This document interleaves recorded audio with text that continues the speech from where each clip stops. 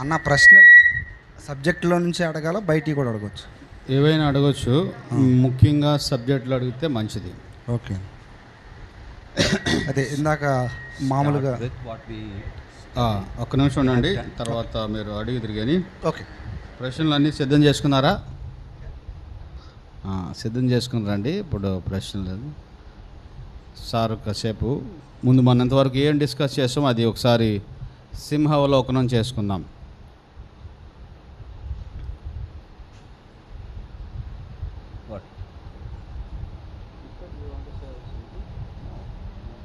Said in the morning, studied in the morning, then the questions come from there, those things first, then general. What do you introduction now? You want to do, Migi? Yes, begin with that. Brother was asking me to give an introduction for this session. ఆరంభంకి కొంత పరిచయం చేయమని చెప్పాను. So now it is the time for question and answers. ఇది ప్రశ్నోత్తరాల సమయము.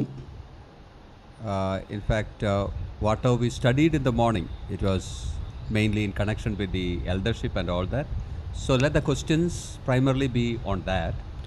మనము ఏదైతే ధ్యానించామో వాటి మీద ప్రశ్నలు అడిగితే అది బాగుంటుంది.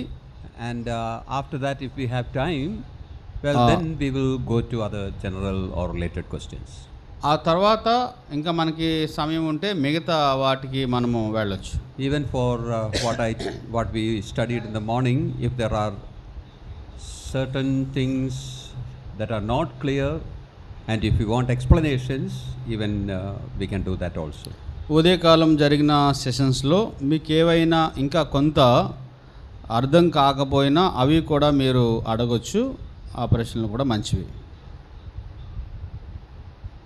వేరే మీరు నాన్ సెన్స్ ఏం చేయకండి, ఇక్కడ ఏ వినపడకూడదు మాటలు.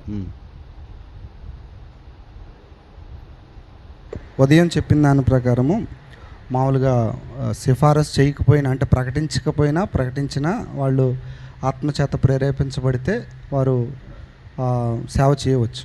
అయితే ఇక్కడ హస్త నిక్షేపణము త్వరపడి చేయొద్దన్నారు కదన్న. హస్త నిక్షేపణ గురించి వచ్చిన అంతది తిమోతికి రాసిన మొదటి పత్రిక 5:22. అదే అంటే హస్త నిక్షేపణ అనేది సిఫారసు గురించేనా, అంటే సిఫారసులో హస్త నిక్షేపణ చేయవచ్చా? అసలు హస్త నిక్షేపణ ఎవరికి చేస్తారు? 5:22 1 తిమోతి 5:22. 2 తిమోతియా 5 త్వరపడి ఎవని మీద హస్త నిక్షేపణ చేయకుము, పల్ల పాపములో పాల్గొనకు. Yeah, this verse 22. What is English in hasta nikshepana? Hasta nikshepana. Lay man on suddenly on no man. Okay. Like that. Verse 22 says, lay hands suddenly on no man, neither be partaker of other men's sins. Keep thyself pure. The first part only. What is the laying on the hands? అంటే Who అది should lay the hands? What's the meaning of that? And I studied morning itself. We are already studied. If they are really appointed by the Spirit of God, they can do the service of the Lord in the assembly, even if they are not introduced to the assembly. Is there necessary to lay hands on the people who are doing the work of the Lord? You see, from chapter 5, verse 17 onwards, Paul was giving certain instructions in connection with their relationship with the eldership. 17వ వచనం నుంచి కూడా పెద్దలు అనే అంశాన్ని, దానికి సంబంధించిన అంశాలని పౌలు రాస్తున్నాడు. They should be counted worthy of double honor and all that he says there. వారు రెట్టింపు ఘనతకు పాత్రులై ఉండాలి అని విషయాలన్నీ చెప్పాడు. And verse 19, 20 says about the erring elders who go wrong, how to deal with them. ఎవరైతే కొంతమంది పెద్దలు కూడా తప్పు చేసిన సందర్భాలు ఉంటాయి, వారు తప్పు చేసిన పెద్దల్ని ఏ విధంగా వారిని క్రమశిక్షణ చేయాలన్న విషయాలు చెప్పారు. 21 also belongs with that, do without partiality. 21 కూడా అదే, వారి మధ్య మనము వారి యొక్క తప్పును మనం సరి చేసేటప్పుడు నిష్పక్షపాతంగా వ్యవహరించాలి అని Then చెప్పాడు. verse 22, lay hands suddenly on no man. త్వరపడి ఎవని మీదైనను హస్తనిక్షేపణ చేయకుము అని చెప్పాడు. This speaks about the appointment of elders in the local assembly. ఇది స్థానిక సంఘంలో పెద్దలను నియమించే అంశాన్ని మాట్లాడుతున్న అంశం. The laying on of hands is an Old Testament ritual in connection with the offerings and all that we see. మనము పాత నిబంధనలో అర్పణల విషయాలు మనం చూసినప్పుడు చేతులుంచడం, అర్పణ మీద చేతులుంచడం అనేవి మనం చూస్తాం. The offerer lays his hands on the offering, the animal. అర్పించేవాడు అర్పించే జంతువు మీద తన చేతులుంచి దాన్ని అర్పిస్తాడు. That shows identification.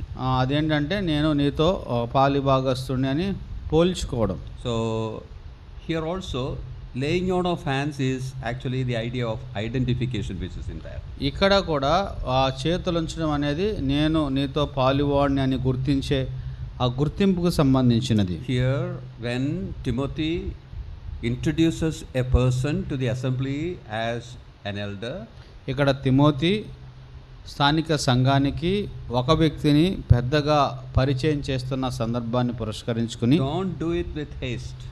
త్వరపడి చేయొద్దు అది అంటున్నాడు. Don't do it suddenly, that is, don't do it with haste. త్వరపడి ఎవరి మీద అయితే వాళ్ళ మీద చేతులుంచి ప్రకటించొద్దు The అంటున్నాడు. laying on of hands just shows the introduction of the elders to the local assembly. ఆ చేతులుంచి ప్రకటించడం అనేది అక్కడున్న పెద్దలను స్థానిక సంఘానికి పరిచయం చేసే సందర్భంలో రాయబడిన మాట. In Acts 6, 6వ అధ్యాయము అపోస్తల కార్యాల్లో కూడా there is an illustration there. అక్కడ ఉదాహరణ ఉంది. It's not about elders but the deacons. 6:6లో అక్కడ ఈ పరిచారకుల కోసం రాయబడింది. In the church of Jerusalem there were problems. ఆ యెరూషలేము సంఘంలో కొన్ని సమస్యలు ఉన్నాయి. Yesterday we had referred to that passage. నిన్న దినాన్ని మనం కూడా చూసాం. And 7 people were chosen from among them for doing the service.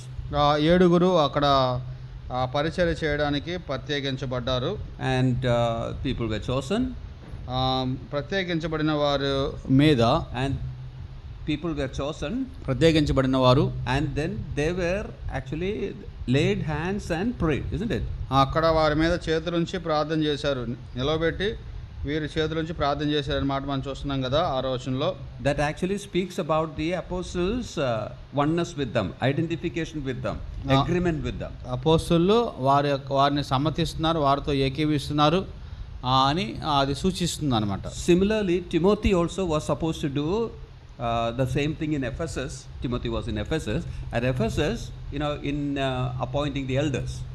Timothy కూడా ఎఫెసీ పట్టణంలో సంఘంలో ఎఫెసీ పట్టణంలో ఉన్న సంఘంలో పెద్దలను నియమించాలి. ఎలాగైతే అపోస్తలులు చేశారో అదే విషయాన్ని ఆయన కూడా చేయాల్సి ఉంది. After knowing who is appointed by the Lord, దేవుని చేత ఎవరైతే నియమించబడ్డాడో అన్న సంగతి ఎరిగిన he was తర్వాత also supposed to, before the assembly, lay hands and introduce them to them. Praying with prayer, introduce them to the people.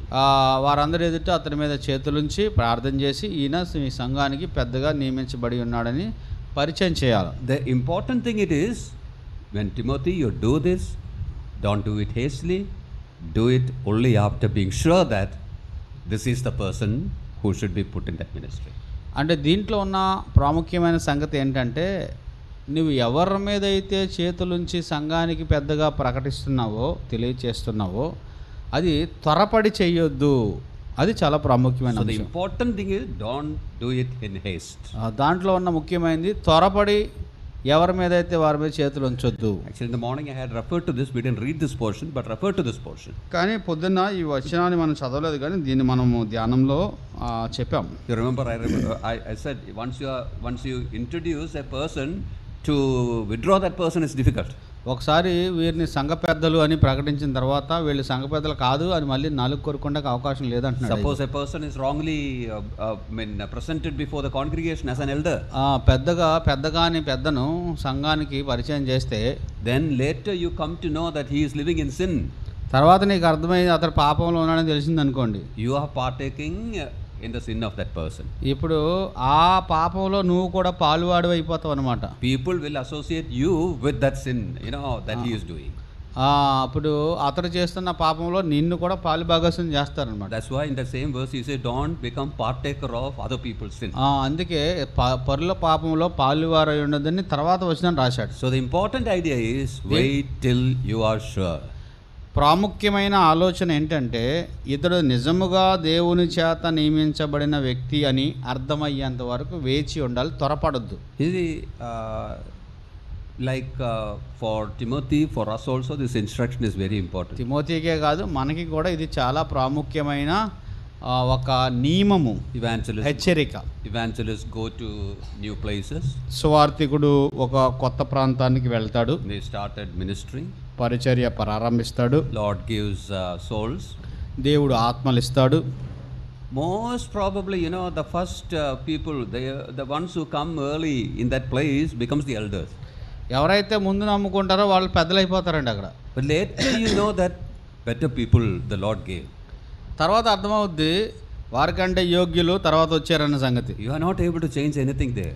ఇప్పుడేమో already వాళ్ళని పెద్దలు చేసాం, అసలైన పెద్దల యోగ్యులైన వారు తర్వాత వస్తే ఇప్పుడు మనం మార్చలేము వాళ్ళని. So wait till things are clear.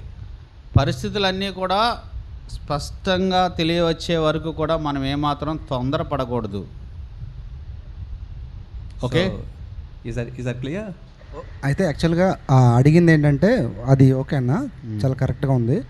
హస్త నిక్షేపణ మామూలుగా అసలు యాక్చువల్గా వాళ్ళు చేశారు కదా, అట్లా మనం చేయొచ్చా అంటే సిఫారసులో యాక్చువల్గా మనం ప్రార్థన చేస్తారంతే, మనం చేయబెట్టి చేయాలా అంటే సేవకు సిఫారసు చేసేటప్పుడు సేవకుడిని ప్రతిష్టలాగా నూనె పోసి చేతులు పెట్టి అలా ఏమైనా చేయాలా? హస్త నిక్షేపణ అంటే ఏంటి అసలు, అది చేయాలా చేయకూడదు? The laying on of hands is necessary or not? Laying on of the hands is just shows identification. Is there necessary while we are introducing him? Let me finish. Translate that. Laying on of hands just shows the identification. Laying on అదే చేతులు ఉంచడం అనేది మనల్ని వారితో మనకు పాలు భాగస్తులుగా చేసుకోవడం. But to show the identification, laying on of hands is not the must. కొన్ని సందర్భాల్లో ఐడెంటిఫికేషన్ చేయడంలో కూడా It's not a must. To show the identification, laying on of hands is not a must. వారితో ఐడెంటిఫికేషన్ చేసుకోవడానికి లేకపోతే వారితో పాలు భాగస్తులుగా చేసుకోవడానికి హస్త నిక్షేపణ చేయడం అనేది అంత అవసరమైతే లేదు అంటున్నారు. In the Jewish background and all that, it was there. యూదుల యొక్క ఆచారంలో వారి యొక్క వ్యవహారాల్లో అది ఒక భాగం. కానీ But for us, well, even the announcement and general prayer would be showing the identification. వారిని ప్రకటించడమే, వారి కొరకు ప్రార్థించడమే, వారితో మనం పాలుభాగస్తులుగా చేసుకోవడం సరిపోతుంది. See, the hands doesn't have any special blessing or anything of that sort. మన చేతుల్లో ప్రత్యేకమైన ఆశీర్వాదాలు అలాంటివి ఏమి లేవు. So in our context, well, laying on of hands is not a must for showing identification. ఇప్పుడు మన సందర్భాన్ని ఆలోచిస్తే మన చేతులు వారి మీద ఉంచడం వల్ల పెద్ద ప్రయోజనం చేకూరేది ఏమి లేదు. The important thing is people should know that we are one with that. ప్రజలకు అర్థం అవ్వాల్సింది ఏంటంటే మనము ఆయనతో చెప్పే లేదంటే ఆ యొక్క పరిచయం చేసే దాంట్లో మేము అందరం ఏకీభవిస్తున్నాం అనేది తెలియచేయాలి. ప్రాముఖ్యమైనది అది.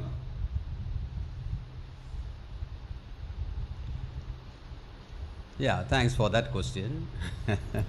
ఆ ప్రశ్నను బట్టి మీకు వందనాలు. త్వరగా అడగండి, ఇవి ఉంటాయి అడగండి. Sisters also can ask. సహోదరులు అడగట్లేదు, ఎందుకంటే మీకు ఏమైనా సందేహాలు ఉంటే మీ భర్తలను ఇంటికాడ అడగాలన్నారు కదా, అది స్ట్రిక్ట్గా ఫాలో అవుతున్నట్టున్నారు మీరు, కానీ ఇక్కడ అడగమని అంటున్నారు అయ్యగారు. So one person went out for the ministry as evangelist. So ministry started. Elders also came. Then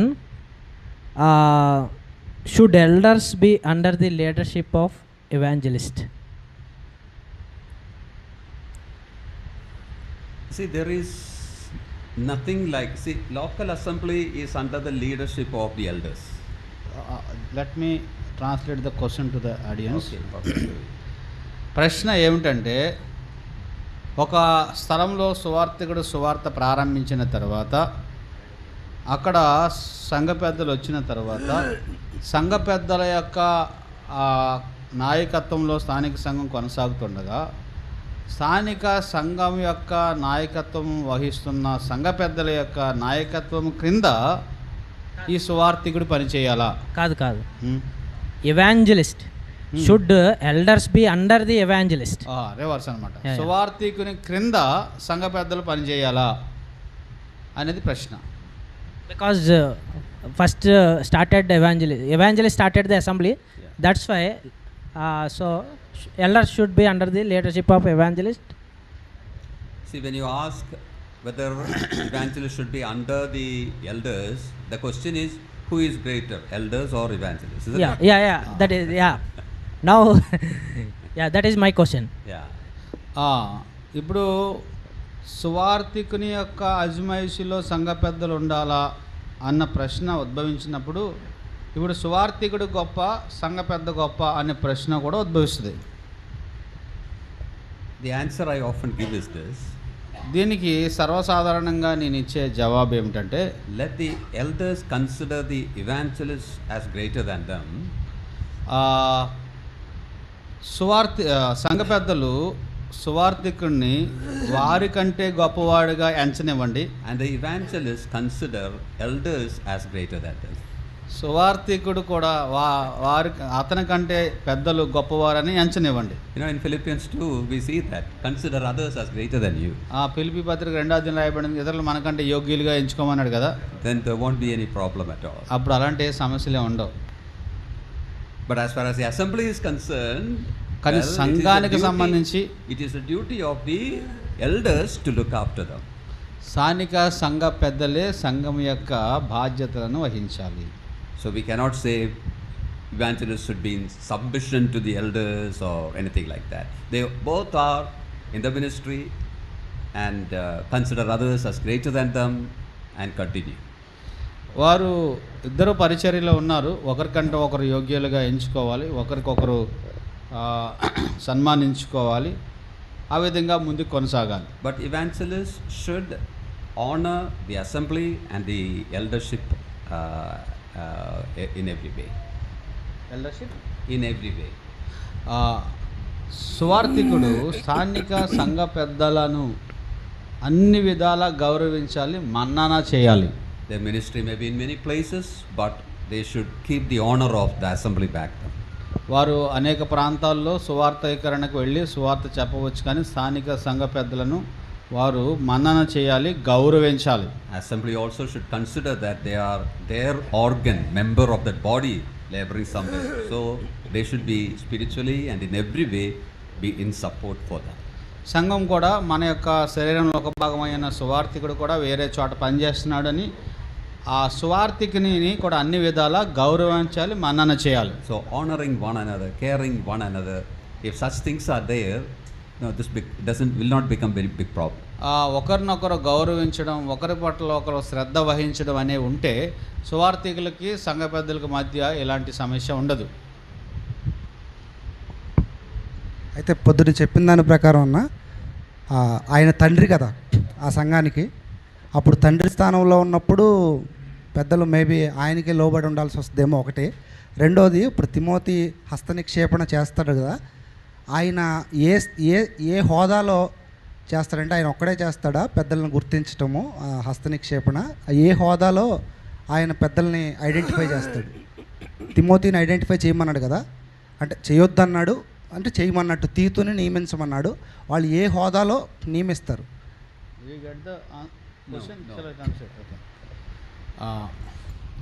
morning session you have told that Paul is the father figure.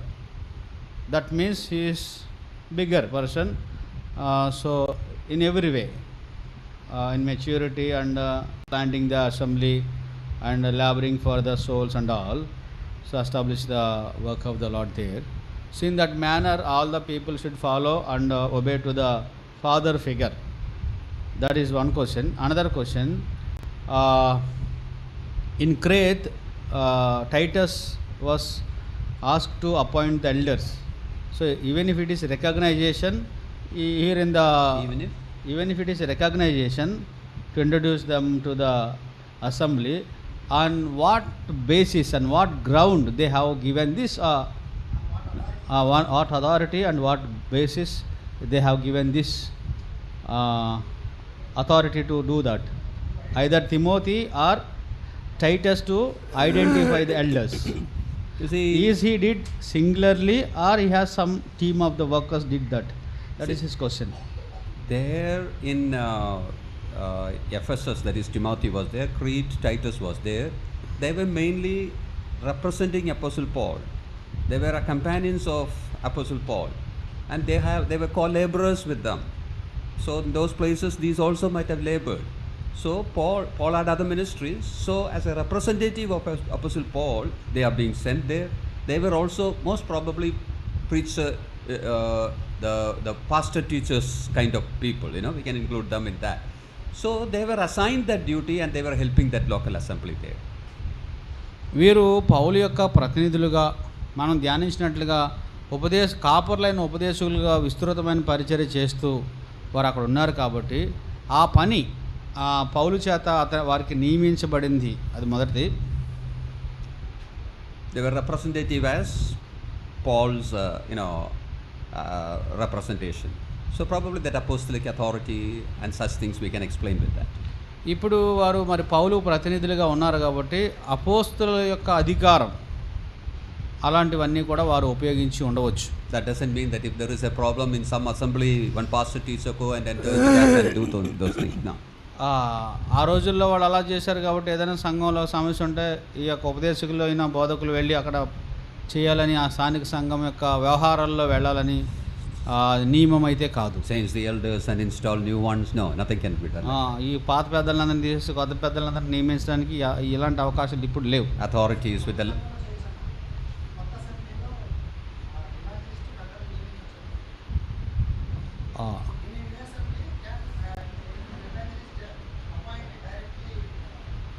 it is the duty of the evangelist to find the right people and introduce them to the local assembly. Yes. క్రొత్త సంఘముగా ఉన్న దాంట్లో అక్కడ పెద్దలుగా దేవుని చేత నియమించబడిన వారిని గుర్తించే అవకాశం సువార్థికునికే ఉంది. అతడు నియమించేది ఎవరికి లేదు అప్పుడు కానీ ఇప్పుడు కానీ.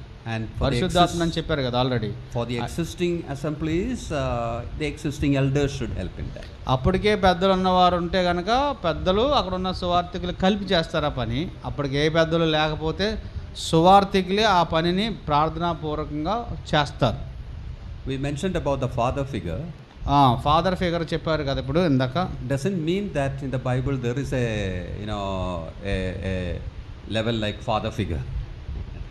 ఏదో తండ్రి అన్నాడని ఇంకా ఇంకా అందరికి తండ్రి ఉంటారని బైబిల్ అలాంటిది ఏం లేదంటండి. Like elders, deacons, evangelists, fathers are also. సువార్థికులు, పెద్దలు, పరిచారకులు, తండ్రులు అలాంటిది లేదండి. No, there is nothing like that. అలాంటిది ఏమి ఈ లిస్టులో అయితే లేదు. Among the Corinthians, there were certain people who were against Paul. కొరింథీలో పౌలుకి వ్యతిరేకంగా చాలామంది ఉన్నారు. So Paul is telling, I begat you spiritually. అందువలన పౌలు తన యొక్క అధికారాన్ని తెలియజేస్తున్నాడు. నేను మిమ్మల్ని కన్నాను అంటున్నాడు. So I am your father. మీ తండ్రులు అంటోని అంటున్నాడు. So every evangelist, who brings others and plants church and all that can say the same thing. ఏ సువార్థికుడైనా తన ద్వారా అనేక మంది సంఘంలోనికి వచ్చినప్పుడు ఆ మాట చెప్పగలడు, నేను వీళ్ళందరినీ కన్నాను లేకపోతే వీళ్ళందరినీ నాటాను అని. See, there are people who brought us to the Lord. చాలా ఎవరో మనల్ని ప్రభు దగ్గర తెచ్చారు కదా. And there are people who has discipled us also.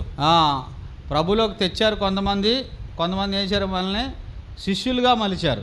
And there are people who have brought us to the Lord. There are people who have discipled us, helped us grow also. Okay, finished. And such should be honored by us. ఎవరైతే ప్రభు దగ్గరికి తెచ్చారో, ఎవరైతే మనల్ని శిష్యులుగా తీర్చారో వాళ్ళు గౌరవించబడాలి కదా మన జీవితాల్లో. So when we say father figure, that's all we intend, nothing more. తండ్రులు అంటాడంటే అంతవరకే, అంతేగాని తండ్రులు అనే సెషన్ లేదు ఇక్కడ. అదేలే. ఇంకేమైనా ఉన్నాయా? మంచిదే, మంచి క్వశ్చన్లు అడుగుతున్నారు. పెద్దగా నియమింపబడిన వ్యక్తి ఫ్యూచర్లో ఎప్పుడైనా ఫెయిల్యూర్ అయ్యాడు అనే సంగతి విశ్వాసులకి లేదా అక్కడ ఉన్న వాళ్ళకి క్లియర్గా అర్థమైతే ఏం చేయాలి? Do you get the question? Yeah, but just say, let me make sure that I heard right. If appointed elder went wrong and if he failed, that the failure is totally observed by the people of the assembly and co-elders. In that situation, what should be what necessary action should be taken. Come to 1 Timothy 5. మొదటి Timothy పత్రిక 5వ అధ్యాయానికి రండి. Verses 19 and 20. 19-20 వచనాలు. Against an elder receive not an accusation, but before 2 or 3 witnesses. 2-3 సాక్షులు ఉంటాయి కానీ పెద్ద మీద దోషారోపణ అంగీకరింపకము. What that means is make sure that the accusation is right. ఇప్పుడు అతని మీదకి వచ్చిన లేదా అతను తప్పు అంటున్నది పూర్తిగా ఆ ఆరోపణ కానీ నింద కానీ నిరూపణ అవ్వాలి. అది ఖచ్చితంగా తెలియాలి అందరికీ. Don't take steps on disciplining on doubtful things. ఏదో అలా అనిపిస్తుందండి, అలా చేస్తుంటాడండి, ఇలా చూస్తుంటాడని అన్నట్టు చేయకూడదు. Because an action taken on one who is leader in the assembly, it's going to affect the whole assembly and it's going to affect the testimony of the assembly in the society also. ఇప్పుడు ఆ స్థానిక సంఘ నాయకుడి మీద తీసుకునే ఆ యొక్క చర్య ఏమవుద్దంటే సంఘాన్ని మీద అది ప్రభావం చూపిస్తుంది.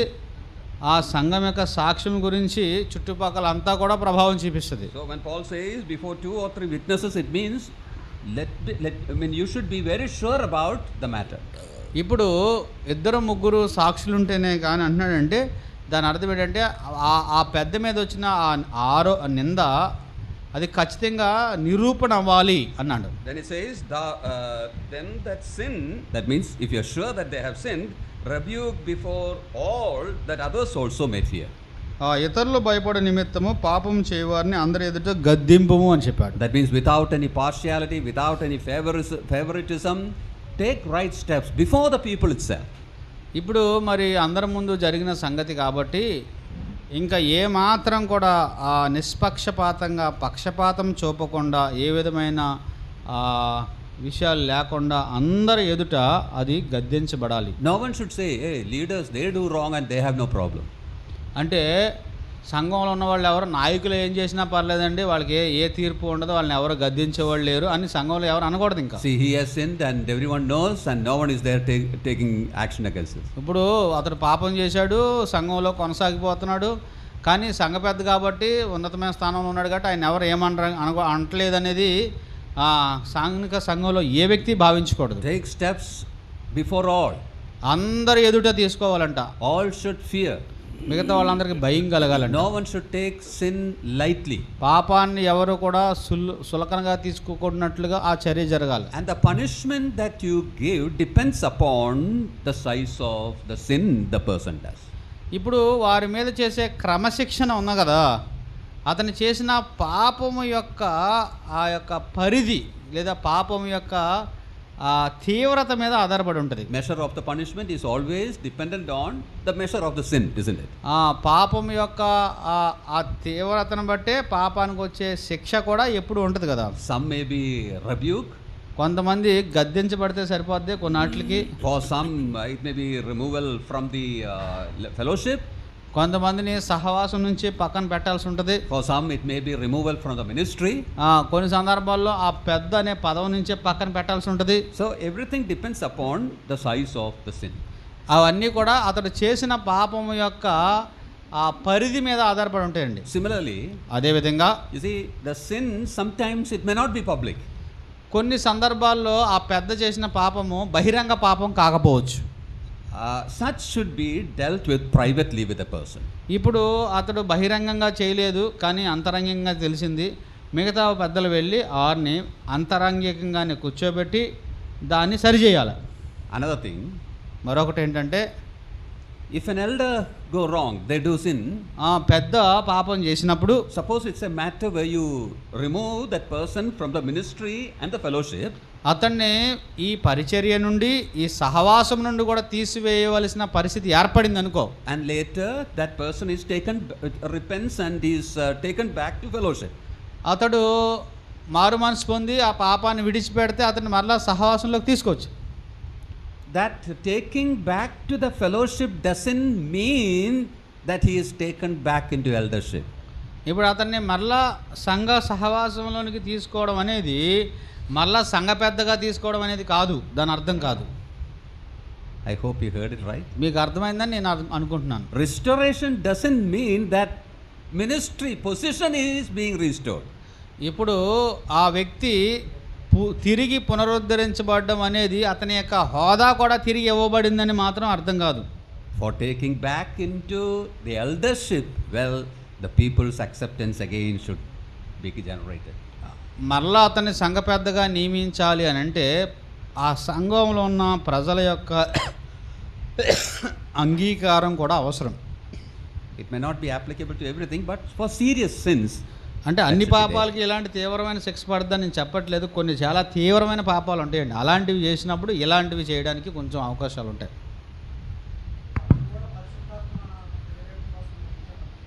ఇప్పుడు The acceptance in the heart of the people, it's the work of the Holy Spirit. ప్రజల హృదయాల్లో అతన్ని మళ్ళా సంఘ పెద్దగా చెయ్యండి అని చెప్పడానికి అందరి హృదయాలు ఆ విధంగా మళ్ళించబడాలంటే దేవుని కార్యమే ఉండాలి అక్కడ. Okay. One question. దేవుడు స్థాపించిన ప్రతి స్థానిక సంఘంలో జగత్పునాది వేయబడక మునిపే అక్కడ పెద్దలు కూడా దేవుని ఏర్పాట్లో ఉన్నారు. కానీ ఆ నియామకం చాలా స్థలాల్లో జరగటం లేదు.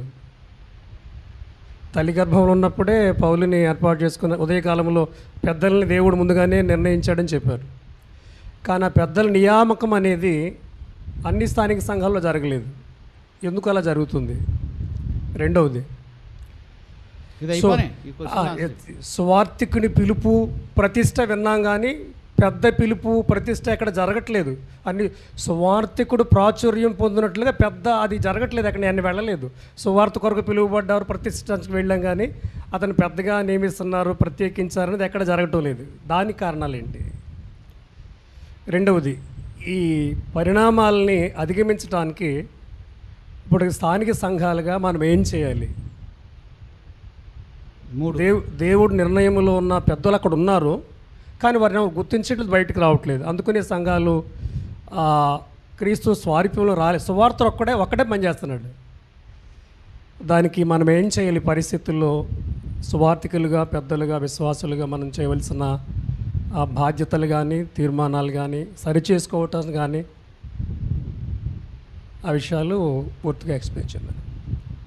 3 questions. Okay, why he asked all the 3 together? నేను ఆల్రెడీ చెప్పాను ఆయనకి. ఆయన ఇనే రకం కాదండి. What is that? వాళ్ళకి అర్థమైందండి. They understood. They understood, but I didn't understand. Better you should not understand. First question ఏంటంటే, నేనే మర్చిపోయాను నీ క్వశ్చన్లు తెలుగుండి. మొదటి క్వశ్చన్ ఏంటి?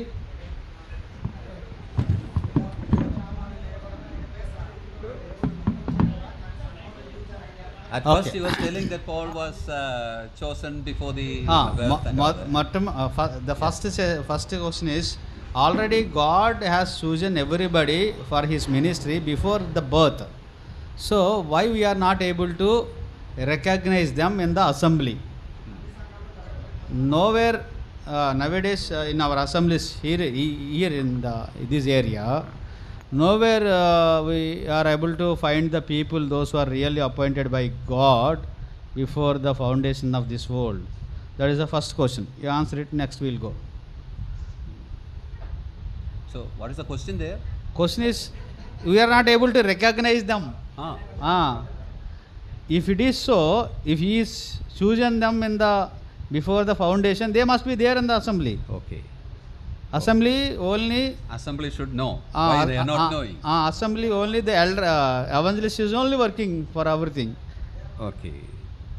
They are not known by the Okay. assembly. I will come to the example of Paul and Barnabas itself. ఇప్పుడు పౌలు బర్నబా దగ్గరికి మీ దగ్గరికి వస్తాను. It was Paul who said that he was chosen before he was born. పౌలు చెప్పాడు కదా, అదే నేను ఎప్పుడో తల్లి గర్భంలోనే లేదంటే ఏర్పరచబడ్డాను, జగత్ పునాది వేయబడక మునిపి అని చెప్పాడు కదా. And in chapter 9 he was converted. 9వ అధ్యాయంలో అతడు మారుమనసు పొందాడు. అపోస్తల కార్యాల గ్రంథం Acts 9. And then he goes to Damascus. ఆ తర్వాత దమస్కుకు వెళ్ళాడు. He started preaching there in the synagogue. అక్కడ సమాజ మందిరంలో వాక్యం చెప్తున్నాడు. So started ministering, you see. పరిచర్య ఆరంభించేశాడు. When problem came, he was sent to Jerusalem. సమస్య వచ్చింది, యెరూషలేముకి వెళ్ళిపోయాడు. There also he started preaching. అక్కడ కూడా బోధించడం ప్రారంభించాడు. So he was ministering. సేవ చేస్తున్నాడు. And when problem came there also, అక్కడ కూడా సమస్య వచ్చింది. then he was sent to Tarsus, his own city. అతడు తన సొంత పట్టణానికి పంపించబడ్డాడు, తార్సుకు వెళ్ళిపోయాడు. We understand that there also he was ministering, అక్కడ కూడా సేవ చేస్తున్నాడు అతను, planting churches. సంఘాలు స్థాపిస్తున్నాడు. And then from Antioch, Barnabas comes and finds him. అంతియోకా నుండి బర్నబా వచ్చి తార్సుకి అతన్ని వెతికాడు. That's in chapter 11. అది 11వ అధ్యాయంలో చూస్తాం. And he is taken to Antioch. అంతియోకాకి తీసుకెళ్ళాడు. These two remained there and ministered. అక్కడ వాళ్ళిద్దరు కలిసి పనిచేశారు. You know, more than a year or so. ఒక సంవత్సరం.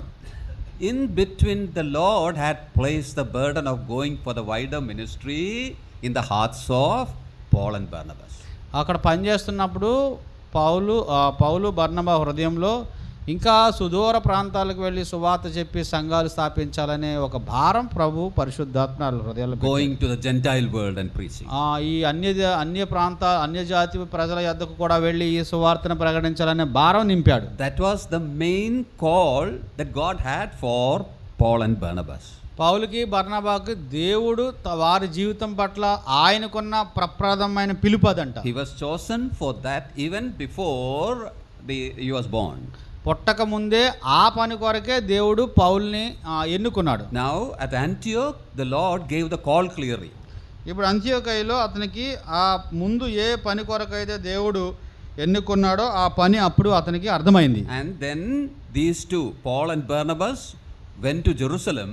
పౌలు బర్నబా యెరూషలేముకు వెళ్ళారు With the money of the church at Antioch. అంత్యోకయలో ఉన్న దేవుడు సంఘంలో ఇచ్చిన వారు కొంత కానుక వారికి ఇచ్చారు. Gave the money there. వారికి అక్కడ ఇచ్చారు. Came back. మళ్ళీ వచ్చారు.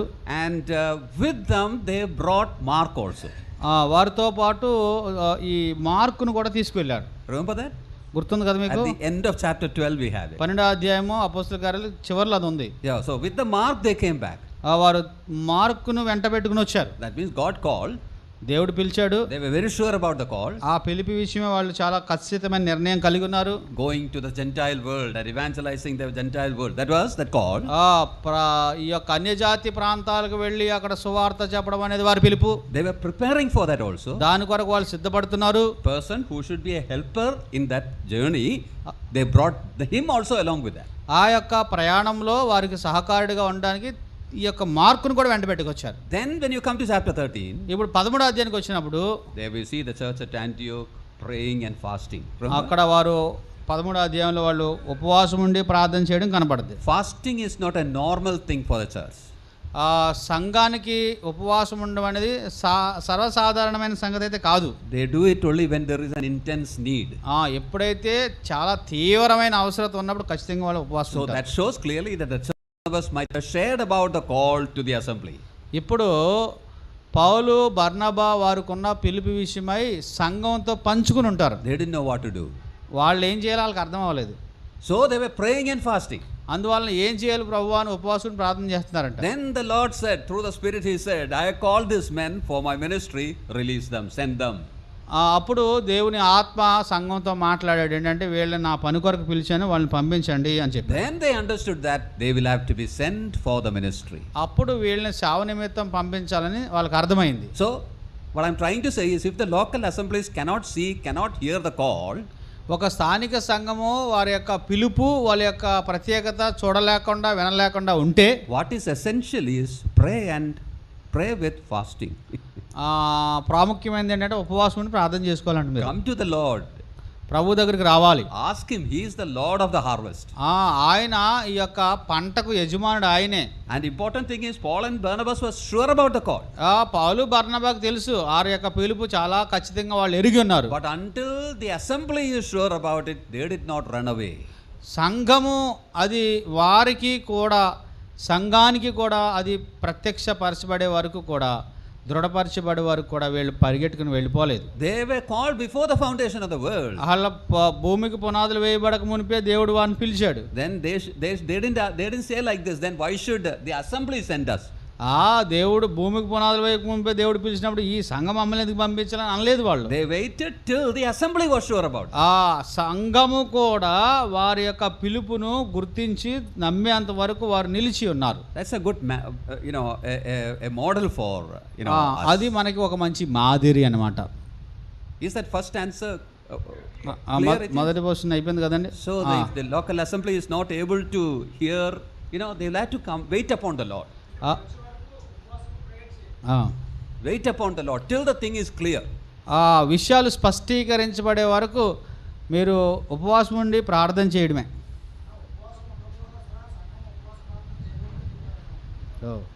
Another question came. Somebody told that assembly should not fasted. Fasting is not for brethren. Because they don't understand the great need, పాపం వాళ్ళకి తృప్తిగా తిని కంటి నిండా పడుకోవడానికి ఏ బాధలు లేవు వాళ్ళకి, మరి ఎందుకు ఉంటుంది ఉపవాసం? You see, what I said is not a normal thing in between I told. అంటే సర్లేండి, ఇప్పుడు ఫాస్టింగ్ అనేది సహజంగా చేసేది కాదు, ఆయన ఆల్రెడీ ముందే చెప్పాడు. And fasting alone without prayer makes no sense also. ఉపవాసం ఉండి ప్రార్థన చేయకుండా ఉంటే ఆ ఉపవాస ప్రార్థన ఉపయోగం లేదు. ఉపవాసం వల్ల ప్రార్థన. And for assembly it's not a regular thing. When there is a need, well, you can come. అసెంబ్లీలో ఉపవాసం అనేది ఏదో ఒక ఆచారంగా అలవాటుగా చేసేది కాదు, కానీ సంఘము అత్యవసరతలో ఉంటే కనుక ఉపవాసం ఉండి ప్రార్థన చేయడంలో తప్పు లేదు. And fasting, what do we do? Because we can concentrate on prayer more, rather than involving in other things. ఉపవాసంలో ఏం చేస్తామంటే మిగతా విషయాలకి ఎక్కువ చోటు ఇవ్వకుండా ప్రార్థనలోనే ఎక్కువ సమయం గడుపుతాం కాబట్టి అలా చేయొచ్చు. అలా చేయకూడదని చెప్పారు కదండి, అలా ఉన్నామండి, మళ్ళీ వాళ్ళని కలపకండి. If church at Antioch did, we can also do. అంత్యోకయ సంఘం చేసింది కాబట్టి అలాంటి అవసరం మీకు కూడా అనిపిస్తే మీరు చేయండి, మీరు చేతనంటే వాళ్ళకి చెప్పకండి. రెండో క్వశ్చన్ చెప్పండి. He has already asked. First again he has given this much questions. స్వార్థికుడు ప్రాచుర్యం పొందినంతగా పెద్దకి next one. In our assemblies there is a Sepphoris for an evangelist. There is a meeting for Sepphoris, commendation meeting for an evangelist. There is no commendation meeting for or any appointment of the elders. Such meetings are not there. Such recognition also not there. Why we are not giving same importance what the evangelist getting, the same importance to the elder? So they are also working in the local assembly. They were not really introduced. See, while we were considering about it, we had seen that if such a formal introduction is necessary, for a small assembly it may not be necessary. For a big assembly it's necessary. We can have that formal introduction for them. ఒక చిన్ని సంఘంలో ఒక పెద్దనే నియమించినప్పుడు ఒకవేళ పెద్ద కూడికి పెట్టకపోవచ్చేమో, కానీ ఒకవేళ పెద్ద సంఘం అనుకోండి, వాళ్ళు కూడికి పెట్టి అతన్ని స్థానిక సంఘానికి పరిచయం చేయడంలో అది అవసరత ఉంది, అలా చేయొచ్చు. If it is only a assembly of 20 people, even without that people will come to know that they are 20 మంది అనుకోండి, ఏ ఇంట్రడక్షన్ లేకుండానే వాళ్ళందరికీ తెలిసిపోద్ది ఇది కేవలం ఈయనే సంఘ పెద్దన సంగతి. You see, the commendation letter and all that is equal to the laying on of hands now. ఇప్పుడు ఆ యొక్క కమెండేషన్ సిఫారసు ఉత్తరము అవన్నీ కూడా చేతులు ఉంచడం అనేదే వాస్తవానికి. And the letter is drafted because he is going to other places where people do not know him personally. అతడు వేరే ప్రాంతాలకు వెళ్తున్నప్పుడు వ్యక్తిగతంగా ఆ దినాల్లో ఒక వ్యక్తికి మరొక వ్యక్తి తెలిసేవాడు కాదు కాబట్టి ఆ యొక్క తెలియడానికి రాసిచ్చే యొక్క సిఫారసు పత్రిక. It is just a written record saying that we assembly know this person and we know that the Lord has called him and we are with him. అందులో ఏముంటుందంటే వ్యక్తిగతంగా స్థానిక సంఘంగా అది మేము ఎరుగుదము, ఆయన మాతో ఉంటున్నాడు, ఇతడితో మేము ఏకీభించాము, మేము అందరం కలిసే ఉన్నామని తెలియజేసే చిన్న ఒక రాతపూర్వకమైన ఒక ఉత్తరమే. And you said about commendation meeting. Commendation meeting అని అనుకుంటున్నాం కదా మనం. Commendation meeting for evangelists. ఎవాంజలిస్ట్కి సిఫారసు చేసే రోజున ఆ కమెండేషన్ మీటింగ్ పెడుతున్నారు కదా, సిఫారసు కూడిక. I'm sorry, that's all new developments. There is no need for that. మీరు ఏమనుకోవద్దు, అవన్నీ కొత్తగా వచ్చాయి, అలాంటివి ఏమి అంత పెద్ద అవసరం అయితే లేవు నాకు తెలిసి. I don't see it in the Bible. బైబిల్లో అయితే లేవు నాకు. మరి what about I remember my commendation. నా కమెండేషన్ కోసం చెప్తాను ఆగండి మీకు. I didn't know that I was going to be commended on that day. ఆ రోజు నన్ను సిఫారసు చేస్తారని సంగతి నాకు తెలియదంట.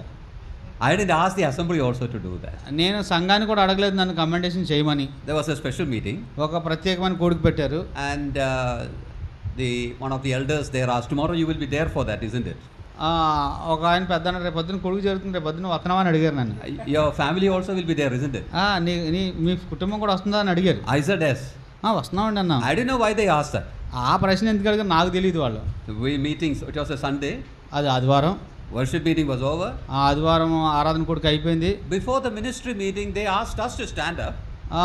వాక్యం చెప్పే ముందు మా కుటుంబాన్ని అంతా నిలబడమన్నారు. They read a letter, that is a commendation letter. ఒక ఉత్తరం రాసుకొచ్చారు, సిఫారసు పత్రిక అంటది. Assembly prayed for me. సంఘం నా కోసం ప్రార్థన It చేశారు. is at that time that I came to know that they are commending me. అప్పుడు తెలిసింది నాకు వాళ్ళు నన్ను సిఫారసు చేశారని. There was no special meeting for that. ఒక ప్రత్యేకమైన కూడిక అయితే పెట్టలేదు. In those days, that was the practice. ఆ దినాల్లో అది పాటించే పద్ధతి. The practice which we see now developed all later. ఇప్పుడు మనకు కనబడే ఈ యొక్క కమెండేషన్ కూడికలునే కదా, అవన్నీ ఈ మధ్యన కొంచెం ప్రాచుర్యాన్ని సంతరించుకున్నాయి. It has become a celebration now. ఇది ఒక పెద్ద పండగగా చేసే విధానాలు కూడా ఉన్నాయి. And the copies of that commendation letter is taken and sent till the end of the world, ఈ సిఫారసు పత్రిక భూదిగంతం వరకు పంపిస్తున్నారంట. The Lord asked them to go to the end of the world By and gospel. they sent the letter to మీరు భూదిగంతంలో వరకు వెళ్ళి సువార్త చెప్పండి, సువార్త చెప్తలేదండి కానీ ఉత్తరం పంపించేశారండి భూదిగంతంలో. థర్డ్ ప్రశ్న, మూడో ప్రశ్న. if to what I say, if it is not agreeable to you, definitely you can share that also. ఒకవేళ ఇప్పటిదాకా చెప్పిన మీకు ఏమైనా అభ్యంతరంగా ఉంటే కూడా చెప్పొచ్చు, నిరభ్యంతరంగా మళ్ళీ చెప్తాం మీకు.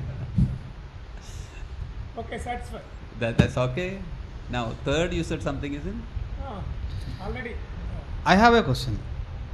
So yours is over. Over. Oh, okay. Commendation gathering is not the assembly gathering. It's not the assembly gathering. Okay, I don't see it. మరి what are the assembly gatherings? There are 7 assembly gatherings given in the scripture. It is not included in that. No.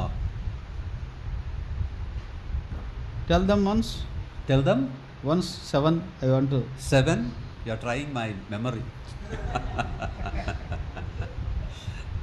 Number 1, gathering together for breaking of bread. Okay.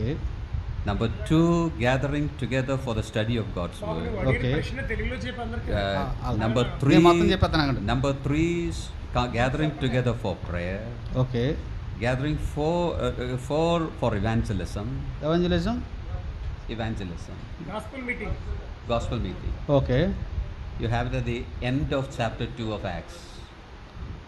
They Okay. gathered in the temple. Okay. And then for sharing testimonies sharing testimonies at the end After. of chapter 14. And then for disciplinary actions, disciplinary actions 1 Corinthians chapter 5. 5. Okay. And then, elders meeting.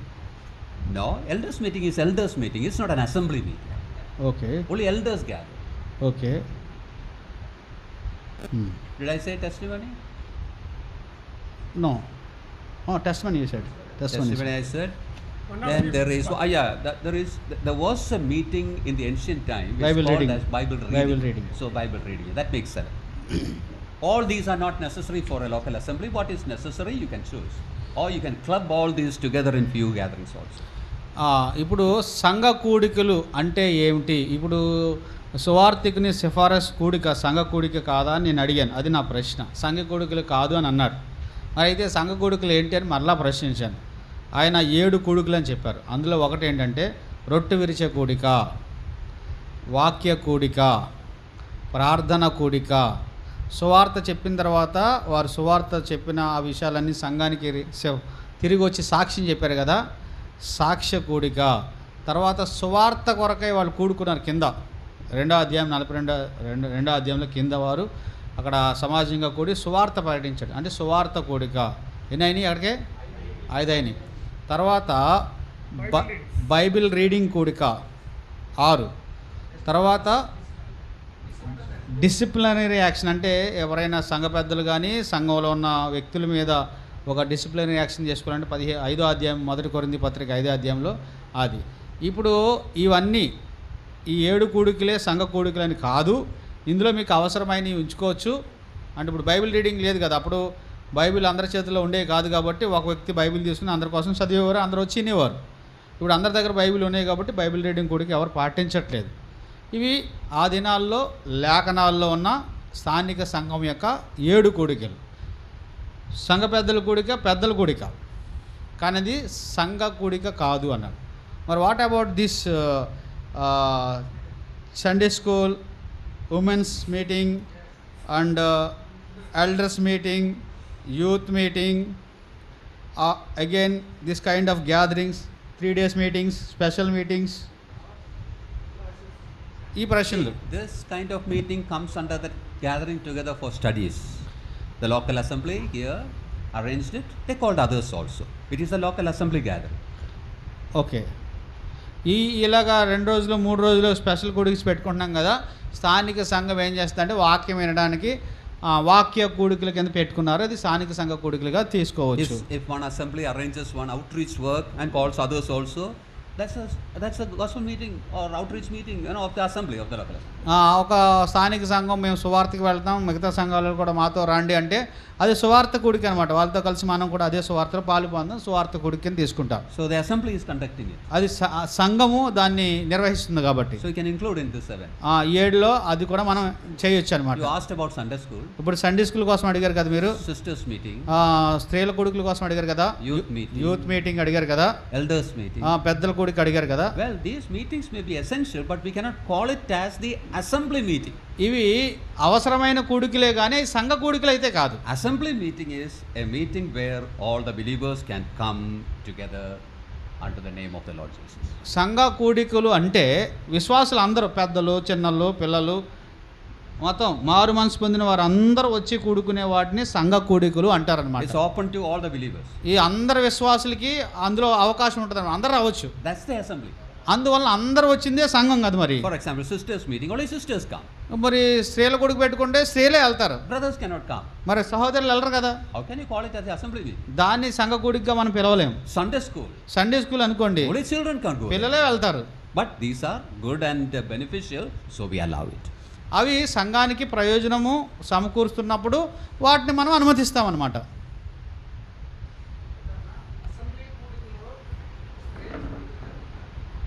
Assembly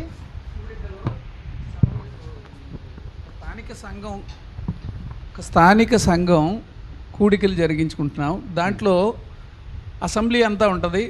ప్రత్యేకంగా అదే టైంలో స్త్రీల కూడికి జరిగించవచ్చా?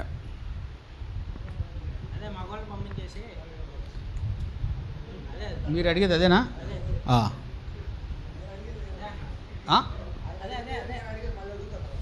మీకు కూడా ఇంకోటి ఉందా దానికి సంబంధించిందేనా? Okay, there are many questions sir. What you are preaching, they have getting many doubts. I generated the doubt. సరే, మీకు చాలా ప్రశ్నలు అవుతున్నాయి, ఏం చెప్పారు సార్ అంటున్నాను ఆయన్ని. సరే, ఇప్పుడు అంకుల్ అడిగింది ఏంటంటే, now the gathering is continue here and assembly gathering has taken place and like Bible study like that, and afterwards there is a women gathering in the same place. Afterwards means? Afterwards means after sessions, men and after this is over. This See. Women's, the assembly has taken the decision that they have same time and same place as for assembly one gathering, and especially for women also another gathering.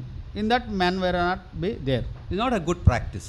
అది మంచి ఆచారం అయితే కాదు. Don't divide the body of Christ. క్రీస్తు శరీరాన్ని అలాగా ముక్కలు చేయడం మంచిది కాదు. If at all they want to, gather alone, have it in some other time. ఒకవేళ వారికి అలాగా కూడుకోవాలనుకుంటే వేరే సమయంలో పెట్టుకోమని చెప్పండి స్త్రీల కొడుకులు. See, sometimes when there is a gathering like this, if little children are there, they are sometimes taken separately and meeting given for them. కొన్ని సందర్భాల్లో ఎలాగ మనం కూడికి పెట్టుకుంటాం, పిల్లలు ఏమో పెద్ద ఇబ్బందికరంగా ఉంటారు, వాళ్ళని తీసుకెళ్ళి సండే స్కూల్ పెడతాం కదా. That is just done because they should not become a disturbance for the study. ఎందుకు మరి ఇది జరుగుతున్నప్పుడే సండే స్కూల్ పెట్టామంటే ఈ కూడికిని జరగనివ్వరాళ్ళు. But in a meeting where all are matured, grown up, in between, if the brothers are asked to go away and only the sisters, that doesn't make a good precedent. అందరూ అనుభవం కలిగిన వారు, వాక్యం ఎరిగిన వారు అందరూ వింటున్నప్పుడు అందరికీ చెప్పించుకోవడమే మంచిది. But అలాంటి సందర్భాల్లో పురుషులందరినీ పంపించేసి స్త్రీలకు ప్రత్యేకంగా కూడికి పెట్టడం అనేది అంత మంచి పద్ధతి అయితే కాదు. But if it is a matter which is going to be taught, which brothers should not hear, and the assembly decides it after discussion, that's a different thing. ఒకవేళ ఆ స్థానిక సంఘం పెద్దలు పురుషులు ఎవరు ఉండకూడదు, ఇది స్త్రీలకు మాత్రమే ప్రత్యేకమైన కూడిక అని ఆ స్థానిక సంఘ పెద్దలు నిర్ణయించారనుకోండి, దాంట్లో మనకేమీ పాలు లేదు, వాళ్ళ ఇష్టం జరగనివ్వండి. For what purpose? Only just for their hearing. For a topic which is only for sisters. స్త్రీలకు మాత్రమే ఈ విషయం చెప్పాలని ఎల్డర్స్ డిసైడెడ్ కదా. Yeah, elders deciding. పెద్దలు ఈ అంశం స్త్రీలకు మాత్రమే చెప్పాలి కాబట్టి మీ పురుషుల అవసరం ఉండొద్దని ఆ స్థానిక సంఘ పెద్దలు నిర్ణయిస్తే దాంట్లో మనకేమీ పాలు లేదు.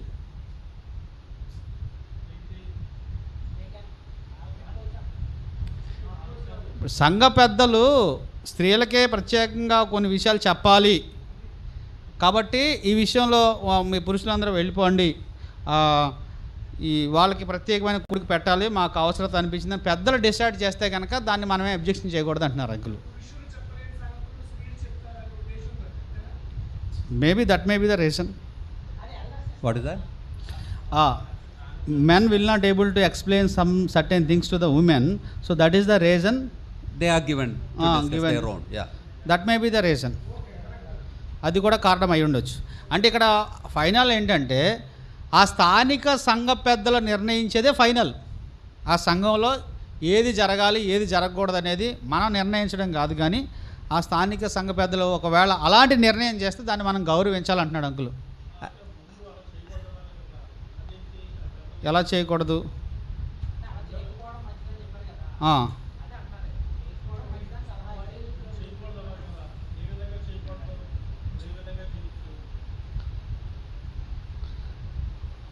What is that? First, it is better not to divide, you said. Yeah. If the assembly elders are taken a decision to do or to give a special With purpose. with purpose, clear with a certain purpose. Seeing the need, they desire. But how can we both allow one?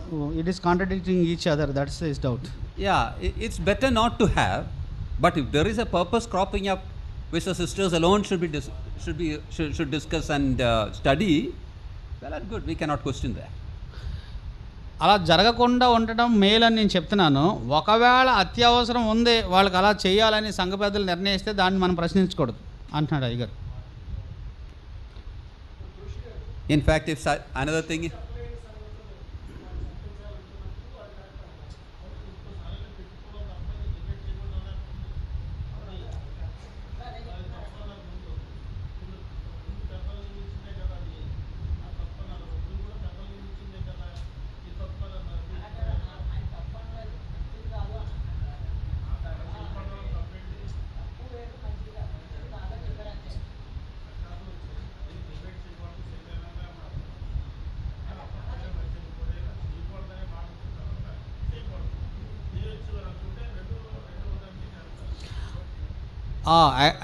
అది ఏంటంటే అది స్థానిక సంఘ పెద్దల పరిధిలోకి వచ్చే అంశము అనేది అంకుల్ చెప్తున్నారు. It is comes under the leadership of the assembly elders, let them decide అంటున్నారు.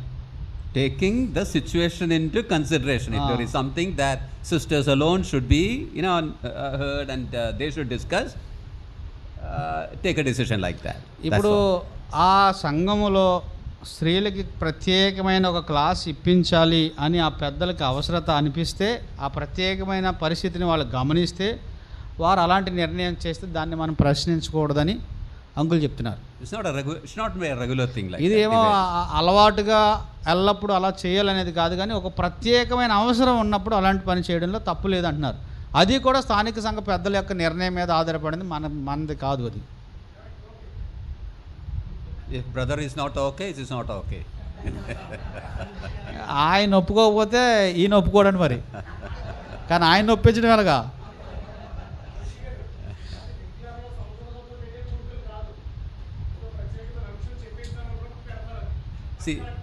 See, another thing I observe in some places. కొన్ని ప్రాంతాల్లో కొన్ని విషయాలు నేను పరిశీలించినప్పుడు, The assembly come together for prayer meeting. సంఘమంతా కూడి ప్రార్థనకు వచ్చినప్పుడు, That is the regular prayer meeting.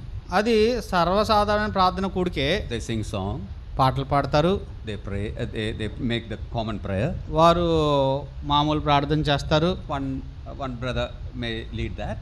ఒక సహోదరుడు దాన్ని నడిపిస్తాడు. Then the matters for prayer is announced. ప్రార్థనకు అవసరమైన అంశాలు కూడా చెప్పబడతాయి.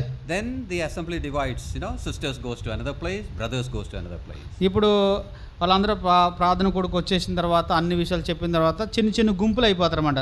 సహోదరులు ఒక గుంపుగాను, సహోదరులు మరొక గుంపుగాను, అలా చిన్న చిన్న గుంపులుగా చేరి Sisters will pray, అక్కడ వాళ్ళు ఈ అంశాలు ప్రార్థన చేస్తారు, brothers will pray.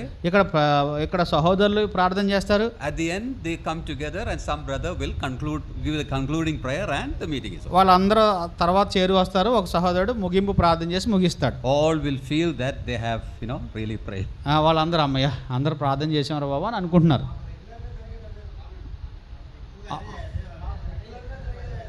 ఓకే, అసలు చెప్పనివ్వండి, అది అది రైటా కాదా అని చెప్పనివ్వండి. మీకు రెగ్యులర్గా జరిగినా ఇర్రెగ్యులర్ ఏమి ఎవరు తెలుసు? Why do they do that? ఎందుకు అలా చేస్తున్నారు వాళ్ళు? Because Bible says that sisters should not pray in the assembly gathering. సంఘ కూడికల్లో స్త్రీలు ప్రార్థన చేయకూడదని ఉంది కదా, అందుకని అలా చేస్తున్నారు. To jump over that instruction, we are making all these divisions. దాని పైనుంచి దూకడానికి ఇలాంటి చిన్న గోడలు పెట్టామన్నమాట. Bypassing the command of the Lord. దేవుని ఆజ్ఞ దాటడానికి. I don't think we should do that. అది అర్థమైందా? అలా చేయడం అంత మంచిది కదా నేను In అనుకుంటున్నాను. the gatherings when men are praying, sisters are also part of it. ప్రార్థనలో పురుషులు ప్రార్థన చేస్తున్నప్పుడు సహోదరులు కూడా అందులో ఒక పాలు భాగమే కదా. They also say amen to it. వాళ్ళు కూడా ఆమెన్ చెప్తున్నారు కదా. So that's the kind of practice we have in the scripture. లేఖనాల్లో ఉన్న అంశాలు అవి. Don't divide the meetings. ఆ కూడికను అలాగ మీరు విభాగించడం మంచిది కాదు. It's a wrong practice. అది కొంత సరి అయిన వ్యవహారం అయితే కాదు. చెప్పండి, ఇంకా మీ ప్రశ్న ఏదన్నారు? Sisters also can ask questions. మీరు సహోదరులు ప్రశ్నలు అడగట్లేదంటండి. మీకు ఏమన్నా ప్రశ్న ఉంటే అడగండి, లేకపోతే ప్రశ్న మేమే చెప్తాం అదన్నీ అడగండి. These are all about sisters. అడగండి, మీకున్న ప్రశ్నలు అడగండి, ఏం భయం లేదు. ఇవ్వండి, మైక్ ఇవ్వరా, పట్టుకెళ్ళి వెనక్కట్టుకెళ్ళరా. He is confused to whom to give, ఏదో ప్రశ్న అడగండి, మీకు వచ్చి ఉంటాయి ఈ వాటికి చాలా ప్రశ్నలు. No. మా మీద ఎందుకు ఎంత పక్షపాతం అయ్యా మీకు అని అడగండి.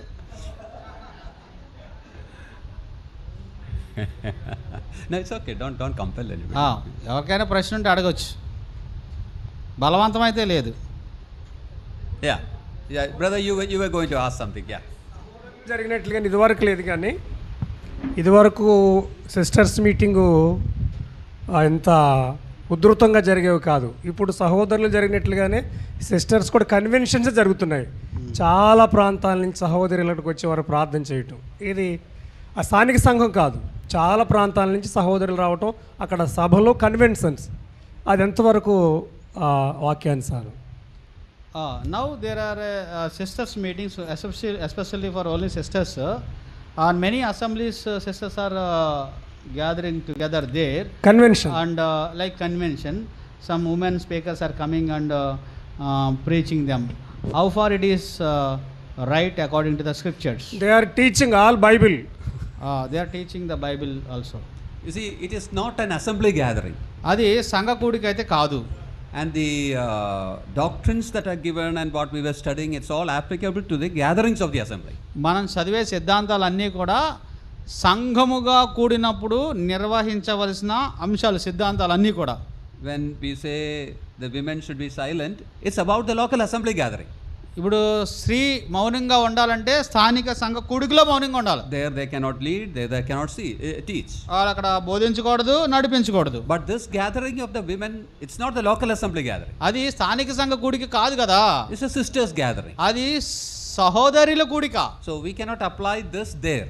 ఇప్పుడు ఇది అక్కడ పెట్టడం కుదరదు. So when you say it's a big gathering and all that, let the local assembly associated with that see that it doesn't exceed beyond the assembly. చూడండి, అక్కడ వినండి, అక్కడ జరుగుతున్న ఆ కూడికలు ఆ స్థానిక సంఘం నిర్వహించేటప్పుడు అక్కడ ఉన్న స్థానిక సంఘాన్ని మించిపోయేలాగా ఉండకుండాట్లు ఆ స్థానిక సంఘమే చూసుకోవాలి. వాళ్ళు చూస్తారులేండి ఆ పని.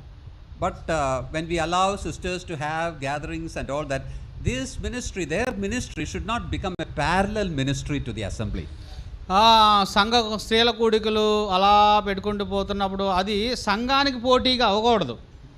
సంఘ కూడికలకు అదొక పోటీగా లేకపోతే సమాంతరంగా ఎదిగేదిగా ఉండకూడదు అనేది అంశం. I've heard that even they have their own bank accounts, sisters becoming the signatories for that and all that. Those are going to extremes. చూడండి, వాళ్ళే కూడికలు పెట్టుకుని వాళ్ళే ఖజానా పోగు చేసుకుని వాళ్ళే బ్యాంకులో వేసుకుంటున్నారంటండి. ఇలాంటివన్నీ కూడా మంచివి కాదు అని అంటున్నారు. I won't say against the doctrine because sisters meeting is not there in the doctrines. ఇది సిద్ధాంతానికి వ్యతిరేకం అంటే అసలు సిద్ధాంతంలో సిస్టర్ మీటింగే లేదు కదా. సహోదరులు సంఘంలో వాక్యం చదవచ్చా? బైబిల్ టీచ్ చేసేటప్పుడు చదవచ్చా? ఇంకోటి సాక్ష్యం చెప్పవచ్చా? అది కూడా అడిగే మరి రెండు ఒక్కసారి 4-5 ఒకటే సాక్ష్యం చెప్పవచ్చా, వాక్యం చదవచ్చా, పాటలు పాడొచ్చా, పాట పాడొచ్చా, ఇంకేంటి ఉంది? 3 కదా. ఓకే, ఒకసారి అడిగడమే bunch. Sir,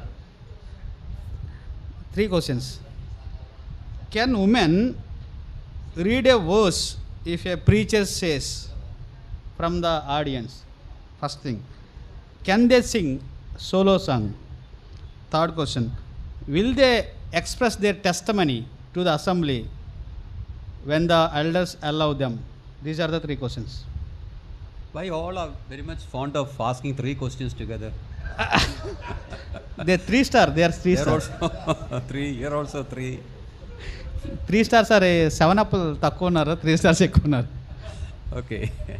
Now take up the first question. మొట్టమొదటి ప్రశ్న. Can the sister read the Bible when a brother is teaching? సహోదరుడు వాక్యం బోధిస్తున్నప్పుడు సహోదరి వాక్యం చదవచ్చా? The answer okay, I will ask question. Is she teaching there? ఆమె ఏమన్నా ఎవరికైనా బోధిస్తుందండి? Is she leading in that? ఎవరినైనా నడిపిస్తుందా ఆ వాక్యం చదవడం వల్ల? If it doesn't come in that, I would say that it's not against the scripture. ఇప్పుడు అది ఎవరిని బోధించినప్పుడు, ఎవరిని నడిపించినప్పుడు అదేమి దేవుని వాక్యాన్ని ఖండిస్తున్నట్టుగా లేదు. But if there is a brother who can read properly, well, let the brother do it. ఒకవేళ ఎవరైనా సహోదరుడు చదవగలిగిన వ్యక్తి ఉంటే కనుక ఆయన చదవనివ్వండి.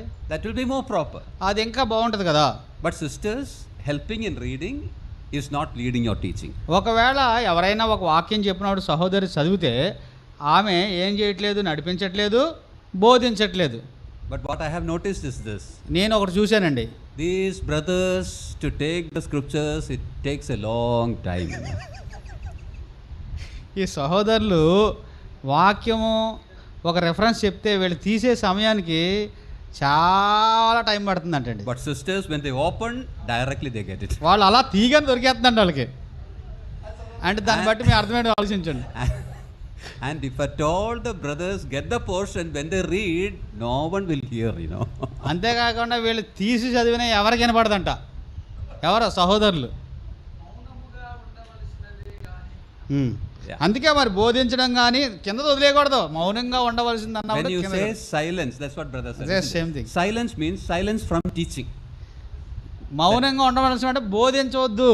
Otherwise you should not allow her to say amen, don't allow her to sing along with the others and all that. మౌనంగా ఉండవలసిందంటే కనీసం ఆమెను చెప్పనివ్వకూడదు, పాట కూడా పాడనివ్వకూడదు అంటే ఇప్పుడు. So there in the context itself it is clear, silence means don't teach. మౌనము అనేది బోధించకుండా ఉండే మౌనం, అది నడిపించకుండా ఉండే మౌనం అది. అంతేగాని మౌనం అంటే ఏక మౌనం కాదు. And the second one you asked is about testimony, right? రెండోది, ఎవరైనా సహోదరి సాక్ష్యం చెప్పవచ్చా? Singing. Singing. Yeah. rendu. Testimony, okay. Do you have such practice in Andhra Pradesh? Some of the places have, some of they not have. I have asked many people, but most of the people said that we don't have such a practice in Andhra. But some we have. Because in Kerala it's common. కేరళలో brother అసెంబ్లీలో ఇది సర్వసాధారణం. ఏంటి, సహోదరి లేచి సాక్ష్యం చెప్పడం అనేది. Brothers, sisters, they all, in 2 minutes, 3 minutes, they share their experience. Maybe in that week they experience something and they share. వారికి దేవుడు చేసిన మేలుని ఆ సహోదరుడు కానీ సహోదరి కానీ కుటుంబంగా కానీ నిలబడి 2-3 మాటలు చెప్పడం కేరళలో బ్రదర్ అసెంబ్లీలో ఇది సర్వసాధారణం. Yeah. Is that sharing testimony teaching? మళ్ళీ అడుగుతాను, ఇప్పుడు వారికి కలిగిన అనుభవాన్ని చెప్పడం అనేది మీకు ఏమైనా బోధిస్తున్నారు? వాళ్ళు They're sharing it for prayer. వాళ్ళు ప్రార్థన కొరకు చెప్తున్నారు మీకు వాళ్ళకున్న అనుభవాన్ని, లేకపోతే వారి యొక్క సాక్ష్యాన్ని. Are they leading anything in that? ఏమన్నా నడిపిస్తున్నారా? No. లేదు. I remember when we were small. మేము ఉన్నప్పుడు నాకు ఒకటి గుర్తొస్తుంది. A sister used to visit our assembly. ఓ సంఘములో మా సంఘానికి ఒక సహోదరి వచ్చేది. She was not married. She goes to various places, minister to children, minister to sisters. Like that she was in the ministry. ఆమె పెళ్లి చేసుకోలేదు. పిల్లల పరిచర్యలోను, సహోదరుల పరిచర్యలోను, సువార్త పరిచర్యలోను ఆయా ప్రాంతాలు తిరుగుతూ చేసేది. She comes to our assembly also. మా సంఘానికి కూడా అప్పుడప్పుడు వచ్చేది. And our elders, they give her to time to share the testimony. మా సంఘ పెద్దలు ఏం చేసేవారంటే, అమ్మ సాక్ష్యం చెప్పమ్మని ఆవిడకి అవకాశం ఇచ్చేవారు. She tells about her ministry. ఆమె చేసిన పరిచర్య ఆ విషయాలన్నీ కూడా సాక్షి రూపంలో సంఘానికి తెలియజేసేది. Then with the tambourine and all that, she sings a song also. ఒక పాట కూడా పాడేసేది. And then she will say, I will read one Bible verse. ఒక వచనం చదివేది. And then she will read a Bible verse. Bible వచనాన్ని కూడా చదివేది. Then she will start explaining that. ఆ తర్వాత అది చెప్పడం ప్రారంభించింది. Then I have seen our elder saying, sister, now you stop, sit down. ఎంతవరకు పర్లేదమ్మా, ఇక్కడి నుంచి ఎక్కువైపోతుంది, దిగిపోమ్మా అనేవారంట. You understood? అర్థమైందా మీకు? So testimony should be testimony and nothing beyond. సాక్ష్యంగా ఉండదు, వాక్యంగా మారిపోకూడదు. మరి మారిపోతే ఆపేయాలి. మరి Otherwise the elder should stop there itself. అప్పుడు పెద్దలు ఏం చేయాలంటే, అమ్మా నువ్వు సాక్ష్యమే చెప్పాలి కానీ వాక్యం చెప్పకూడదని చెప్పి కూర్చోబెట్టాలి. Then the question was about singing solo. ఇప్పుడు ఒక పాట పాడొచ్చా? I don't understand, when the assembly comes together, why is solo singing and all that? ఇప్పుడు సంఘం అంతా కూడి వచ్చినప్పుడు ఈ మొక్కతో ఎందుకు పాడాలో నాకు అది అర్థం అవ్వట్లేదు. Why can't it be together? అందరితో కలిసి పాడొచ్చు కదా. సేయింగ్ స్పెషల్ మీటింగ్స్ అంట. Special meetings. You see, special meeting, special songs. in the solo also she is not leading because nobody is singing. ఆమె సింగిల్గా పాడినప్పుడు ఎవరిని ఆమె నడిపించట్లేదు, ఎవరు ఆమె నడిపించట్లేదు, ఆమెకు పాడుకుంటారు. But the thing is, I don't understand why you need a solo, in common gathering. అందరు ఉన్నప్పుడు ఒక్కళ్ళే నిలబడి పాడడం, ఒక్కరే చూపించుకోవడం నాకు అర్థం అవ్వట్లేదు. మరి అది పాడినప్పటికీ ఎవరిని ఆమె నడిపించట్లేదు, బోధించట్లేదు అన్నది మాత్రం క్లియర్ చేశారు. ప్రేయరా మరి అందరూ ఆమెను చెప్తున్నారు కదా. మరి Yeah, that's మరి అందరూ ఆమెను చెప్తున్నారు when కదా. a person is praying, it's representing all, that person is representing the group. ఇప్పుడు ఒక వ్యక్తి ప్రార్థన చేస్తున్నప్పుడు ఇలానండి, అడిగారు కదా ప్రశ్న చెప్తున్నారు. ఒక వ్యక్తి ప్రార్థన చేస్తున్నప్పుడు ఆయన అందరి పక్షాన ప్రార్థన చేస్తున్నారు, అందరికి ప్రతినిధిగా అందరు నడిపిస్తున్నాడు అక్కడ. So Paul says, I command, what is that? I charge that men pray everywhere. అన్ని ప్రాంతములలో ప్రతి స్థలంలో పురుషులు చేతులెత్తి ప్రార్థించాలని పౌలు చెప్పాడు కదా తిమోతి పత్రికలో. ప్రతి స్థలమందు.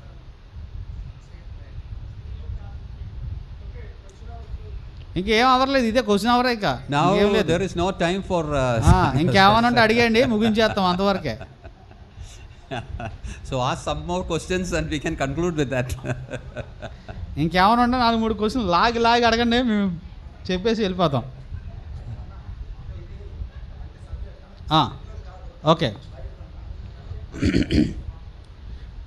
ప్రశ్నోత్తరాలు చాలా మంచివి. ఎందుకంటే మన యొక్క హృదయాల్లో ఉన్న అనేకమైన డౌట్స్ పోతాయి. ముఖ్యంగా మా అన్నయ్య ఉన్నాడు కదా, తెలుసు కదా, అనకూడదు ఇప్పుడు, అందరిలో అనకూడదు, అది వ్యక్తిగతమైన పేరు. మా జోస్ అన్నయ్యకి బాగా త్వరగా విషయాలు ఆయన మారితే ప్రాంతం మారిపోద్ది. మత్తయి సువార్త 24 అధ్యాయము 34 నుంచి 40 వచనములోని కుడివైపున ఉన్న గొర్రెల రక్షణను వివరించగలరు. మత్తయి సువార్త మత్తయి సువార్త 24 అధ్యాయం 34 నుంచి 40 వరకు. 24 అధ్యాయము 34 వచనం నుంచి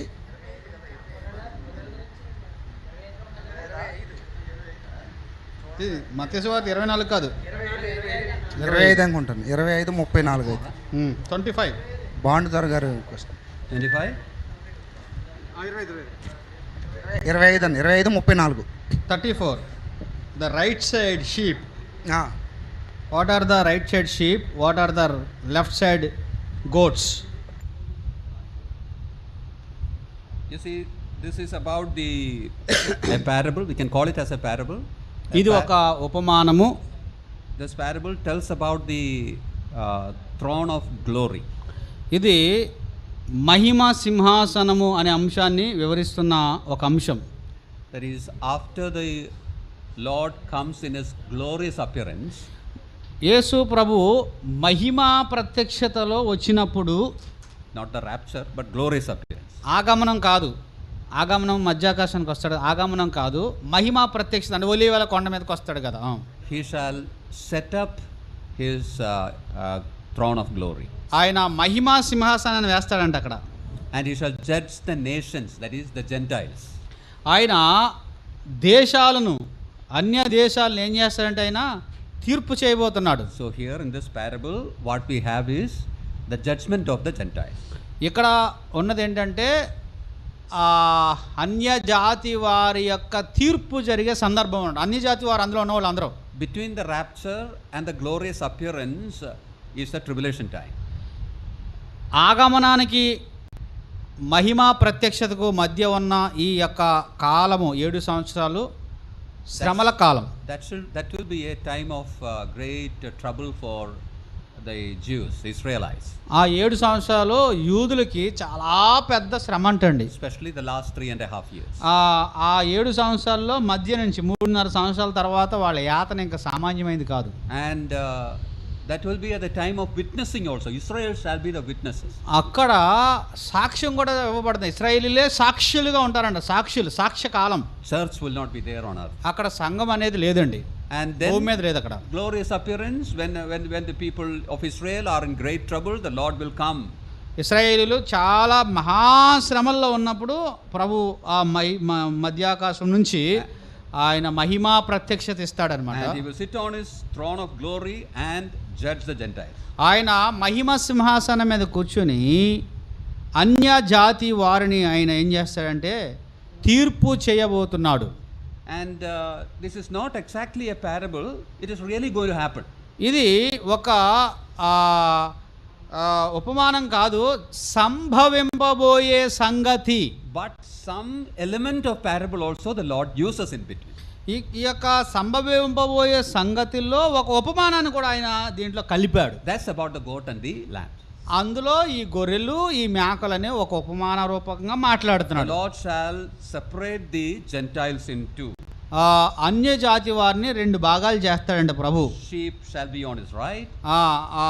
ఈ యొక్క గొర్రెలు కుడి పక్కన ఉంటారు. Goat shall be on his left. ఈ మేకలు అనేవి ఎడం పక్కన ఉంటాయి. You know, such dividing the flock was common in Palestine. పాలస్తీనా ప్రపంచంలో లేదా పాలస్తీనా దేశం, ఇశ్రాయేల్ దేశంలో ఈ గొర్రెల్ని మేకల్ని వేరు చేయడం అనేది సర్వసాధారణమైన పద్ధతి అంట. Because when they take the flock to the pasture, వారు మందను మేపడానికి పచ్చిక బయళ్ళకు తీసుకెళ్ళినప్పుడు they should send the sheep first. ముందు గొర్రెలను పంపించారంట, మేకలను పంపిస్తారంట. If goat is sent first, ముందు గొర్రెలను పంపిస్తారంట, తర్వాత మేకలను పంపిస్తారంట. Yes, you continue. if goat is sent first, ఒకవేళ మేకల్ని ముందు పంపిస్తే they will eat and then destroy the remaining grass, and sheep will not get anything. మేకలు ఏం చేస్తాయి అంటే తినేసి పూర్తిగా భాగాన్ని పాడు చేసేస్తాయి అంట. ఇప్పుడు గొర్రెలు ఏమి తింటాకుండవు. So the shepherd will divide the group and send the sheep first to the pasture. అందువలన ఈ కాపరి ఏం చేస్తాడంటే ముందు గొర్రెలను పంపిస్తారంట, Then the goats. ఆ తర్వాత మేకలు వెళ్తాయి అంట. So division is necessary there. ఎందుకంటే అలా విభజించకపోతే గొర్రెలకి ఏం దొరకదు. When these are taken to the water, అయితే నీటి దగ్గర తీసుకెళ్లారు అనుకోండి, there also they divide. అక్కడ కూడా వాళ్ళు విభాగిస్తారంట. If goat is sent first, ఇప్పుడు మేకను ముందు పంపారు అనుకోండి, they will drink and then they will trouble the water and make it undrinkable. ఇప్పుడు తాగేసిన తర్వాత కెలుకులు చేసేస్తాయి అంట గొర్రెలు అయితే, మేకలు అయితే. But if sheep is sent first, కానీ ఈ గొర్రెలు ముందు పంపారు అనుకోండి, they will not trouble the water. అవి ఏమి నీటిని కెలుకులు చేయు. So to send that first, they will divide it again. అలాగా వారి సౌలభ్యం కోసం ముందు ఈ మేకల్ని గొర్రెల్ని విభాగిస్తారంట వాళ్ళు. Evening also this division happens. సాయంత్రం కూడా అలాగే మళ్ళీ విభజిస్తారంట. You know, goat doesn't have fleece. ఈ మేకలకి ఈ బొచ్చు ఉండదు కదండి. So if there is please sir, feather, the wool. Okay okay okay చెప్పాను. Yeah. If there is, if it is very cold outside, బయట బాగా చలిగా ఉందనుకోండి, if it is kept outside, it will get cold.